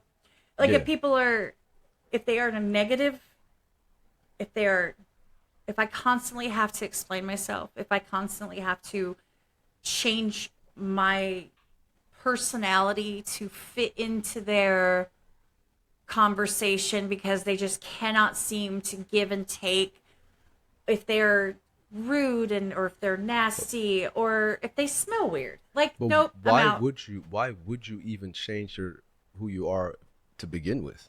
No, and I think that's the thing though, is like I have zero tolerance for it, but Yeah. I do try to adapt a little bit. I'm not talking about changing myself. I'm talking about maybe my wording. It depends on where I am. You know, obviously at the elementary school, I'm not going to say the same things I would say here. That makes You know, sense, like how you approach in the situation. Right, that makes type sense. That makes sense. of That makes sense. adjustment. Yeah, okay. Now, yeah. when it trickles over into changing how I am allowed to speak consistently, like, look, we're in DMs. Why do I need to, like, put a pillow down so you can sit there so your ass isn't hurt? Like, why? That's not my thing. And I just am like, Yeah. nah. Yeah. Or if someone decides that they want to lean into their, I call it victimhood. The world's Oh, I against hate me. that shit. Everyone's against me. Yeah. I have zero tolerance for that. I'm like, Yes. oh, that Yes. sucks. Bye. I think we're Well, a bit I similar. need help. Then go get with- help. Help yourself. I think we're a bit similar with people who have the victim mentality. I can't stand. I can't stand that either. I distance myself from people like that because if you keep those people around you, you know, like you are the sum of the 5 people around you. You are the average of that. So if you got 5 people who sit and complain with the victim mentality, you're number 6. I agree with that. Usually I can that's the see that. case. So if you this is also why I like wanted to surround myself, not directly, but like in a network with like Black Pegasus, for example. You know what I mean? Or Cliff. Like I'm just giving examples here, or Yeah. other artists or other people creative or like business minded people, certain people behind the scenes that I don't show online, like entrepreneurs or stuff like that, or people who work in I don't know, logistics or something that are in a high position that I'm close with, you know, because I can just learn from those people. I don't want to be the smartest person in the room type of situation. If you're the Right. smartest person in the room, you're in the wrong room. Yeah, yeah. You're never going to grow and you're not going to learn. If you're the smartest person, you're just sitting there holding court. Like, Yeah. This is mainly the reason. Well, I mean, there's multiple reasons, but this is one of the reasons. It's also out of respect that BP said, "Yo, fly over to America." So I flew over, and then we like collaborated and you know got together. And I've never done this before with any. I don't travel, never. Last time I traveled, I think I was 11. wow. Okay. I don't travel. I don't travel for vacation. I don't travel for joy. I travel for work. So I went there, and 14 days from morning till night, it was work. That's what it is. I got a bar in Ugly Boys where I say, flew out to the States because he told me that's where the cash be or something. I mean that shit. Like Yeah. I didn't just go there for like, hey, what's up? Let's eat some Taco Bell. No, I went there for like, let's get it. That's why, and it's because I think we have a mutual mentality, like a similar mentality. But he's got so much experience within the music industry, radio, being an artist, a rapper, managing people, you know, all that type of stuff. Where I was like, I could learn a lot from this dude. Yeah. But then I could offer him like a similar thing with like YouTube knowledge or like tech savviness and stuff, where I would be showing him stuff. So it's like a mutual benefit. No, and absolutely, and I think that anybody who thinks that if a relationship isn't symbiotic, if it isn't like a give and take, if it isn't like a mutually beneficial, then there's always going to be like, you know what I'm saying? It's always going to be imbalanced, and it's not going to work out. I don't care who you are. I don't care if it's in work. I don't care if in friendships, relationships. It's got to be a give and take, and whether you give, like you said, you give the stability and like your stoic nature to a point, and then you have a woman that gives you the emotional part. Sometimes you got to flip those around, but for the synergy. most part, it works together like yin and yang. That's how it should work. I also yeah. Go I ahead. completely agree. I loved that you did come to the United States, and I understand the whole not. I don't travel either. I've gone to Vegas once a year Yeah. and I met up with content creators Yeah. that are friends of mine, and fans. We met You're up. you're a content creator too. You know that, right? Yeah, I'm Yeah. getting there. I'm getting there. Like, I know Okay. technically, I mean, I can You are. definition the shit out of the word, but Yeah, you are. I call myself a digital creator. Oh my god. I had to pick something, okay? With like the give and take, one of the things I've been doing is connecting with people where I see potential that come into my life, whether it's an artist, producers, whether it's a beatboxer. Like there's one guy I talked about him before, Eshblum from the Netherlands, Yeah. and I kind of, to a certain degree, mentored him a little bit with like how Right. to show them the ropes. Like, gotta do this, gotta do that, and he sees success, and he's like, this is, like, he's like, oh, I ain't gotta work no more. Like that, the first month, he's like, oh, this is replacing my income for my job, because he got laid off, and that shit was like stressful for him. I was like, just follow what I say, try this. Yeah. Because you get like the government got you for a couple months, some shit. And he was like, the first month, he was like, I already earn more than I earn in my job. I'm like, yeah. He's like, this is crazy. But and then I don't speak to him like a couple of days. And I'm like, we get back in touch. I'm like, what you been doing? He's like, oh, I've been doing this. He's like, oh, I got a contact for a podcast for us. Biggest beatboxer in Russia. He arranged that. I was like, oh, he's giving back. So I can see with that guy, but also his mentality. He'll come for like advice, which I will give, but he'll immediately get it. And when I tell him, try this for that, he'll listen and be like, yo, I got to do that. He will adjust on my advice. But my advice comes from a position where it makes sense, where Yeah. I've proven that it's real advice. Like he'd want my advice. People have offered to pay for like advice and shit. And I'm like, I'm taking into doing like consulting and coaching and stuff. I'm thinking about doing that. But then I think my price would be too high for certain people, because I don't want to like be too stingy and too expensive, but you just gotta put it at a certain level, and if people think you're worth that, then you know. No, absolutely. Then No, you're worth that. absolutely. Like I know people that shouldn't be success coaches that are. Yeah, but You then know. my homie, to finish the thought, that guy, I know that in the long run, in 10 years, he's gonna be like, I think he's gonna be loyal. I trust him. He'll be giving back wherever he can, because as I don't know, there's this thing as dudes, because I know it because I'm a dude and because of my bros. When we do something for our bro and they didn't ask, like, and you just do it, they'll never forget that shit. We'll always be loyal and just give back wherever we can, and somewhere in the future he's gonna repay me. I know I don't do it to be repaid, but I know that's like networking and Yes. like brotherhood to a certain extent. Go ahead. No, I completely understand because actually it's kind of how I feel a lot of times with the relationships that I have. Is maybe that's why I'm like friends with guys more than anybody else. Like my best friends are all men, and that just is what it is. Um, but it's that whole like I'm not gonna say pay it forward. It's not like I have a check that needs cashed and you have to give the cash to someone else. Like it's not quite that level, but it's just it's that mentality of people that I resonate with that is knowledge given freely to people that respect it. You know what I'm saying? Like if you give your knowledge to someone who's just gonna be like, well, that was fucking stupid and not gonna listen anyway, why are you gonna waste your time? Right? So someone that you can talk to or give advice or have a discussion with where you're both going to come out of it, or at least they'll come out of it with some knowledge they can apply, and they respect you enough to at least try, whether it works out or not, right? I talk to people all the time. People ask me things all the time about different whatever behind the scenes and stuff like that. What can I do? What about this? What could I do to help myself do this? What could I do when it comes to this? How can I promote myself? All these different things, right? That I obviously cannot implement for myself, but like it's just you know that they're good people when they appreciate it, and there's no price tag on that. Like I can't even explain it. Like it's they could be good people, but I think it just shows they're about it. Yeah. I can't. I'm really bad at articulating what I'm trying to say. Like I always have this saying, and it's like I don't know what I'm saying, but I know what I mean. Yeah. Like I know what I'm trying to say, and if I use enough words, eventually I'll get there. But all I'm saying is trust that, me, like, I know what you mean. Doing it in a second language, I know exactly what you're talking about because I'll think about it in Dutch. Maybe I do think about it in Dutch, and then I'll be like, how do I word this in English? Like that. Okay, that's the word. I'm like, oh, okay. No, but I mean, by the way, when it's something complicated, something I was going to mention until you were like, well, I don't know, you're overthinking it.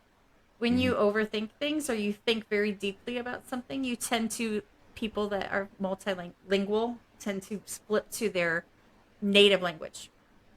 When they're really trying to put a very, very fine point on it. Yeah. Yeah. I just never really think about it Thought like about that. it? That's the thing. I'm just like, yeah, whatever. But when you are Because thinking about it, what language is it? I don't think about. I never think about it because I'm like, what does it matter? This doesn't matter at all. I am a It's just- plethora of it's information that been nobody working. freaking needs. I am. I excel at that. I know all kinds of stuff that is useless. I'm thinking because I was gonna say something, but I don't fucking remember. What language are you thinking in though? I'm not hating. Damn it. Ah, shit, Now you know I'm just giving you crap. yeah.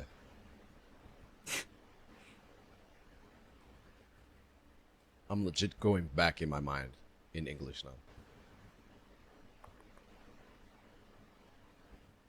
Oh, see, I found it. If I look hard enough, I know if I look hard enough, I will find it, and I always find it. This is great how the mind works. I literally walk back in my mind, and I find it. It's dope. So what I was talking about, like, one of the good things about doing the live streams is I find people. People don't know that I do this, but I've noticed that it works that way, and then I started looking for it. People who I can sense like, oh, they're about it just by conversation. So I'll engage in conversation. This is how I found, I think, 3 producers were good. This is how I found that guy, that beatboxer dude that was talking about how I found out about him. So these are like 4 people, like now in my circle as well, and I'm in their circle. But I decided to be in their circle and to let them in my circle because it's just the way it works, the dynamic. But I don't treat them as like, I treat them kind of like equals and stuff. And I'm like, you want to work? Let's work. And then now I'm starting to work together with these producers on like future projects and stuff. And I'm working together like closely with this dude. Like we are making a channel together, that type of stuff, you know? Like we record stuff together. I slept on his couch, like that type of stuff. This is all from some live stream building and me. Like sometimes I'll be like vetting people to see like, are you about it? Or are you not about it? Because I look for people. I have a network with like BP, Knox, That Singing Reactions, Cliff Beats. You, for example, are in there as well. And then like other people as well. But I need people within my vicinity as well. I need people in my country, which is hard. That's helpful. People don't speak English is not the primary language here. So it's like, okay, try to find a content creator that speaks English fluently. Good luck. In Belgium, good luck. Like I'll go to America, I'll see 10 on the street. Here I'm like, I don't know anybody. I get what you're doing though. Like getting one-on-one calls with professionals is really worth it. No, it absolutely is, because I've had that. I've been doing that, not as much in the last month or two, but like over the course of the winter, I was doing that quite often. And it's funny. I'm gonna name drop here because somebody that I really, really respect and has been on the podcast before is Jared Potter, who you might have seen his name at the end of like Tom's videos. Oh, what does he do for Tom? He's a special effects. Okay. Yeah. And so every once in a while, poor guy, I'll be like, does this make sense? He'll just look at it real quick and tell me. Or, give me something like, have you thought about this? Not like advice for what I'm doing, but more like as a general concept. Have you thought about approaching it in this manner? Or even just, he's really cool. And actually, I plan on doing another one with him where he kind of dives into the layering that he does to do all the special effects, all the different multi-dimensional layering that they have to do before they render. Mm-hmm. I'm super excited for that. But anyway, so like I have people, that's just an example that I can go to for certain things. I just try not to bother people. Man, but that shit. No, but because, no. No, fuck that shit. Because I think they would be glad to help you. Now you're just holding yourself back. See, that's kind of the conclusion I'm coming to, is that I need to ask more, if that makes sense. Yeah, ask him. Go. Ask him now, bro. Like, what is he going to do? Tell me no? Well, then I'm right where I started. Just ask him, like, yo, I need some tips on, like, audio things. They'll probably be like, oh, yeah, I got you, kid. Yeah, they'll be like, oh, I got an hour this day. I absolutely need help with audio. All you need to do is just ask somebody. Look, if I don't really ask that much either, but if I need a favor from somebody in the network, I'll literally just send them, like, even if it's just, like, a question I need to answer. I'm like, yo, how did you do this? I asked Cliff for, like, with the copyright stuff. I'll be like, how did you battle this stuff and win? He's like, I got you, and then he'll help. People are just inclined to help. The people we have selected to be in our circle, because we do this, we selected it, we picked them ourselves. Everybody's willing to help. Anybody's. I see that. I see that all the time with you guys. Yeah, it's like that's why I think people underestimate just how awesome it is for you guys for you guys to have like that friendship. The network that you guys have, that you are putting business. Publicly, like, look, we collaborate. Yeah. Colleagues with dick jokes. Got it. Oh, hey, which one? Who did all of them. You all go there. I didn't all the time. I don't go anywhere. Yes, you do. No. I've seen you put it in the chat. I don't want to hear it. What is it? No, that's Dom. That's got to be Dom. Dom. Yeah, I'm sure. Dom's nasty. He nasty. Yeah. You guys are great, though. No, and I think it's great that you... it's funny because I've seen you since day one. Not day one. Maybe it was like day 35. I don't know. You were an itty-bitty, teeny little channel. You were like this big. And I remember that because I remember when, like, my server, we tend to share who the new people were. My own shit, but, like... No, but we would share who the new people were. And, like, you've got to check these people out. You got to check this person out. And I remember Yeah. Because at the time, there was another reactor who was from Belgium. Oh, really? Stan Who? Reacts. Stan Reacts was his name. I gotta look this dude up. I didn't even know. He's no longer. I don't think he does it anymore. Stan Reacts. I can't find it. Stan Reax, I think it was what it was. But he doesn't do them anymore. He like had decided that he had a goal. Like if he didn't hit a certain level by like a certain time, he had to really focus on his normal job. And so I think a lot of stuff kind of came at him, and he ended up... it takes time. If it's only a failure if you give up. No, I know. Like but he gave on up. the flip side, I understand that he decided that his family and what was going on was his priority, and he chose. I understand. Yeah, exactly. That's what I'm saying. But I think the expectation was a little high. But he was a cool guy. But I remember it was Never funny have because expectations; they lead to disappointments. Man, why are you always so defensive? I'm not defensive. Say, wait, am I defending myself about You just being got defensive defensive right now. That's not fair. Immediately defensive off everything I say. We're like, I'm very defensive because I'm used to people coming at me. Anything that can be perceived as me saying it to you, which it's not, and you know that, you're like, yeah, but I'm not. No, everything.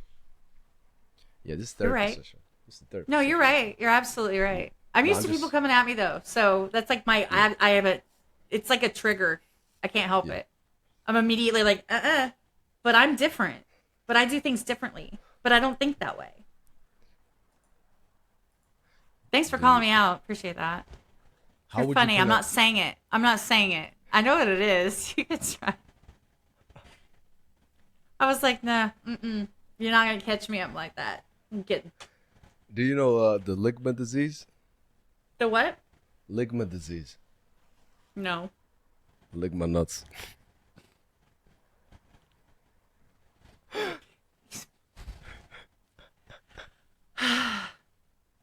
There's nothing to say to that. Like, I know that you're not looking for me to say anything, but I won. Nah, I don't know. That's just funny. It's just funny. Yeah. You just took the dub. Yeah, I took the dub right there. Nah, there was nothing to take right there. There was nothing, no dub to take. Are you going to be putting out like an album physically? I don't see the point. Because I want it for my wall. If I put out a physical album, nah, fuck that. If I put out an album, yeah, I mean, I'm not gonna do it. Like, if I put out an album, just for me, just burn a CD real quick. Fuck that shit. Like, do it yourself. Do it yourself now, print that shit. Look, if I put out an album, it's gonna be for a reason. The only reason I think an independent artist, because it's hard as an independent artist, you need to be able to design your cover stuff. You need to be able to distribute. You need to be able to record, mix, master, engineer, sometimes produce. You need to be able to get your hand like on that, leasing, all that stuff, all the legal shit as well. And then music videos, editing, you need to do all that. It's like 7-8 things, right? Or outsource it, but most people don't have the money to do it. And I like to do shit myself, so I do most of it myself. Mm-hmm. I think you should only make an album once you got a hit that pops off. Once you're able to organically go viral with one song or a video or something, then you execute the album. Because then your name's popping. If you gonna drop an album when nobody knows your music, you're gonna get 2 sales, which is probably family members. Yeah, like, what's the point? What's the point? It's just a waste of time. Waste of time. It's better to invest that time or do it when the timing is right, when you pop off, and not when you pop off. So it's just like, if I pop off, which I think I will, so it'll be a when, I'll do it then. Well, see, that's the thing, is it's like once you have a song that people are looking for, it draws them to the album, and then... But also, if you drop albums, a lot of the songs of the albums most people won't hear them. If you just drop one single every week, your audience is more likely to hear every song. It's true. Because you're also capable of doing more consistently. The industry has changed where it's not like an artist drops an album and then disappears for 2-3 years, unless you're Kendrick Lamar. I was gonna say, unless you're Kendrick. Unless you're Kendrick Lamar, Eminem, or Dre, and disappeared for 2 decades, right? But it's like most people are not at that level. You need to be consistent, and not just with like dropping a song every week or every 2 weeks. You need to be posting TikTok content, short form content. You need to be doing podcasts. You need to do behind the scenes. You need to be doing a reaction, whatever, anything to help promote you as as artists. You need to be a content creator nowadays to be popping as an artist. It's different. It's not like album days where you gotta like put out one album and chill. Some people can make it work, but it's because they do all the content shit right. Tom McDonald is the perfect example. He runs the content game so well. He's such a good businessman. No, he really is. Like he gets. It's kind of disgusting how good of a businessman he is, because it's like if I could get a teeny bit of that. I ran the numbers. I looked at it on my own time. I'm curious about analytics. Look, if I could, I would rather be the manager compared to like the artist. I prefer to run the business side of things. I like doing that. I'd rather be doing business manager stuff. I'd rather be ghostwriting. I'd rather be songwriting. I'd rather be managing than doing like this live streaming or reaction shit, if I'm being honest. I'd probably still make music, but I'd prefer doing that behind the scenes shit. I don't care too much about like people being like, oh, that's Anthony Ray. I'm like, leave me alone. But you ran his analytics. I understand it. As in like I just took the numbers that I found. Yeah. And I added everything up. And they're like, oh, here's that. Because if you look at it, he has like these where is it? I have it somewhere here, the Brave Gold edition.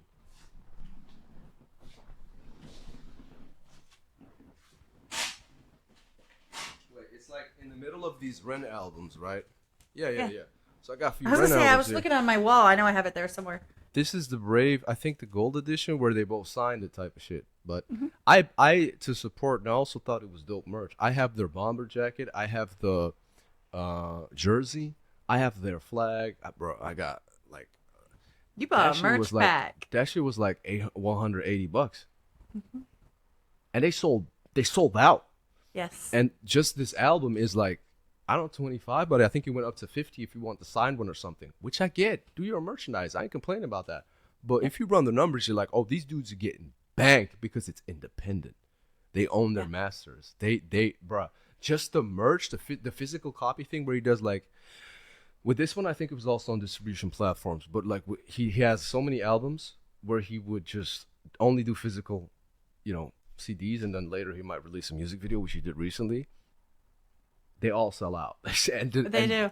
And if you just do the numbers, you're like, this dude made a couple million just like with a release. I'm like, yeah, they sell out. Everything sells out. And I'm just like, it's crazy. Good job. Yeah, no, I agree completely. You smashed that shit. That's crazy. I like to support artists, and the reason I like to have them up here is because I don't know if you can see, but there's JP right there. Like, there's other artists. Knox is up there. Jackson Pierce. Oh, I don't know. Knox is right. Look, there. Oh. Yeah. See, so, like, I try to, have them in the background. Someone go, oh, what's that? Or, oh, I recognize that or something. Just, to show support, I guess. Mm-hmm. Yeah. More so than I used to be like, ooh, I got to get the merch. Ooh, I got to do this. I want to be behind the scenes. Like you said. I don't know. I don't think about it like that. Like what? I'm just like, oh, that's dope. I'll buy it. And then I just buy it like once. That's what I do. That's what I do now too. Like, I used to whatever. before. I didn't do that. I was all excited. Like it was all like fun. Oh, no. But now I'm like, I got bills to pay. Yeah, but I don't like that's part of being an adult too. At a certain point, you're just like, I don't really get excited about things or releases or like whatever. Because not all releases. Look with artists. Look, bro. Like even with like the beef that just happened, I didn't get excited. I didn't give a shit. Sorry, that was a really dirty joke. I apologize.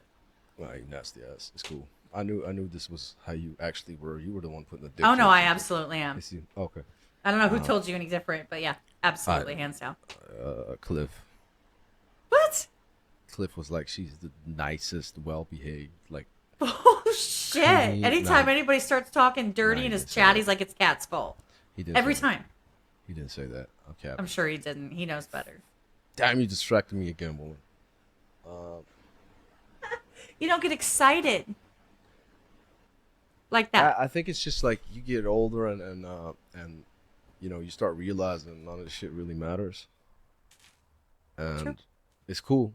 I wish everybody the best, but like I don't see all these artists as I don't idolize anybody. As a kid I might have, but I don't idolize anybody. I don't give a fuck. I'll be talking 3 shit years to ago I would have. I'd be talking shit to as a joke with like some of these artists. Be talking shit to them like, hey man, shut your ass up with your multi-millionaire platinum, like as a joke, and they'll be like, they'll appreciate it because a lot of times they don't get that anymore. That joking like with a friend or something because people just suck up to them, or they're Yes. like stands, or there's just like this dealing with the fan bases, and I'm like, man, get out of here. I ain't gonna put you on no pedestal. Kiss my ass as a joke, and it'd See, be 3 fun. years ago, I would have been different. I mean, I definitely was still in the fresh and new to some of the, to rubbing elbows with people and, talking to artists and talking to content. You love the phrase content creator. I'm going to put it in big letters on the screen every time I say it. No, I'm going to put it, no, I'm going to put it with sparkles No. and like pink, and I'm going to put it over on your side where your camera's at. Content creator. That's the thumbnail. That face, like, the fuck. But no, a couple years ago, people was like, oh wow, these people, like, they're on YouTube and they're like, everyone thinks they're cool, and these artists and everyone thinks they're cool. Like, it was a whole thing, and I don't hate to say it, it's the truth. I'm like, now people are like, oh, I talked to so and so. I'm like,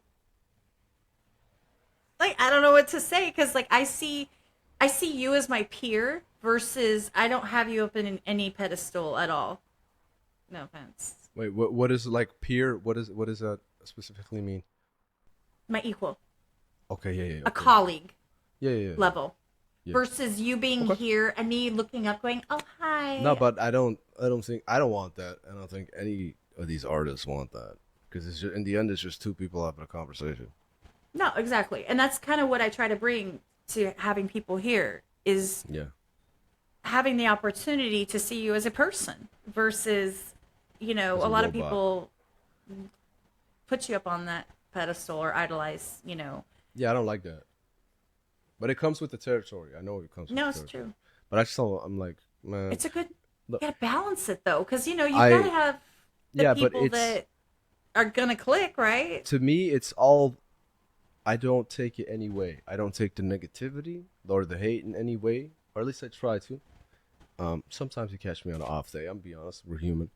But I don't take the positivity on any way either. I'll be like, I appreciate it, but it doesn't affect me at all. The negativity doesn't affect me, and the positivity doesn't affect me. I'm just neutral. Just like, yeah, whatever. And I'll just be logically as much as I possibly can.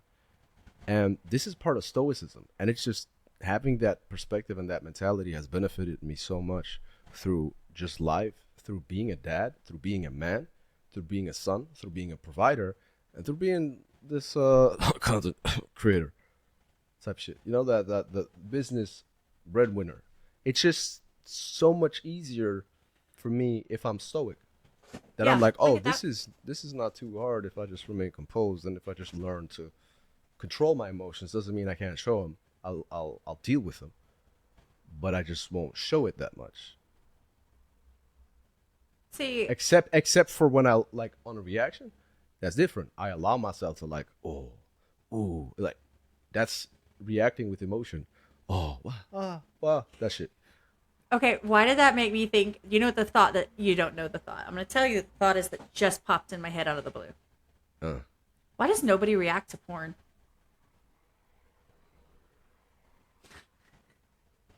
Do you know how much money they would make?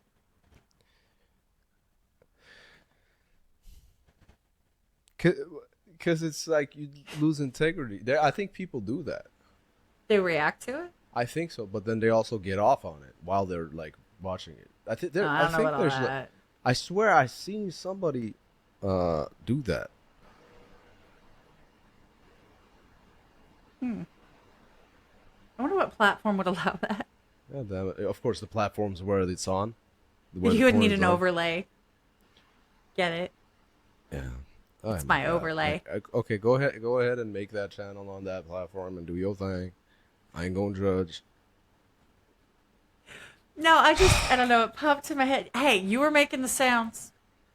I was just talking about reactions. You're over doing the nasty shit. You over with the Oh, nasty don't even thoughts. act like you.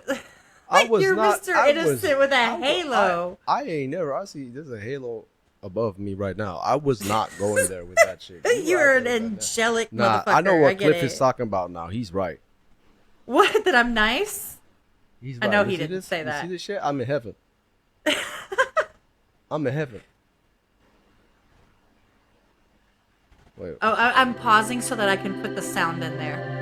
Okay, cool. The choir. Yeah. Because I will. Find the red. This is what happens when you start talking. Sinning. Yes. Wait. I'm Oh, you work from home. Mm-hmm. Oh, I didn't know that shit. Oh, okay. I work that makes sense. I'm never away from the computer. That makes sense why you're always available. That makes sense. I'm like, oh shit, yeah. I didn't clock that. Yeah. Like my work computers. Like when I say I watch your live streams and they're right here, I'm working right here, and so I'm listening. So I think you'd be like at the office with the phone or something. I'd be like, oh damn, I'd be like, these people are so daring. They're doing it while working. I'm like, they're at the office. They're like construction workers and shit. Half the time I don't even have clothes on. I'm just sitting here, like fuck it. I'm out here having a professional like podcast type of situation. You are trying every single time to make this nasty. I gotta talk to Cliff about the situation. Feel free. Me and He knows. Cliff won't.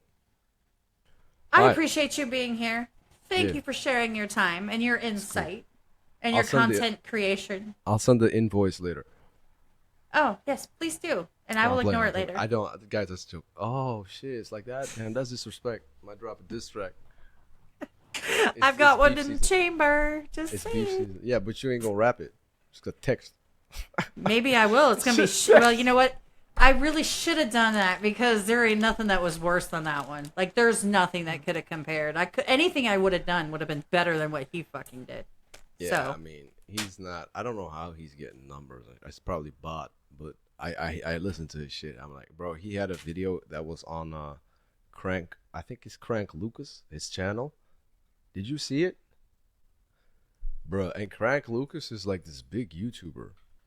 Should I go look for it? I will. I'll send it to you. I'll send the link to you. Okay.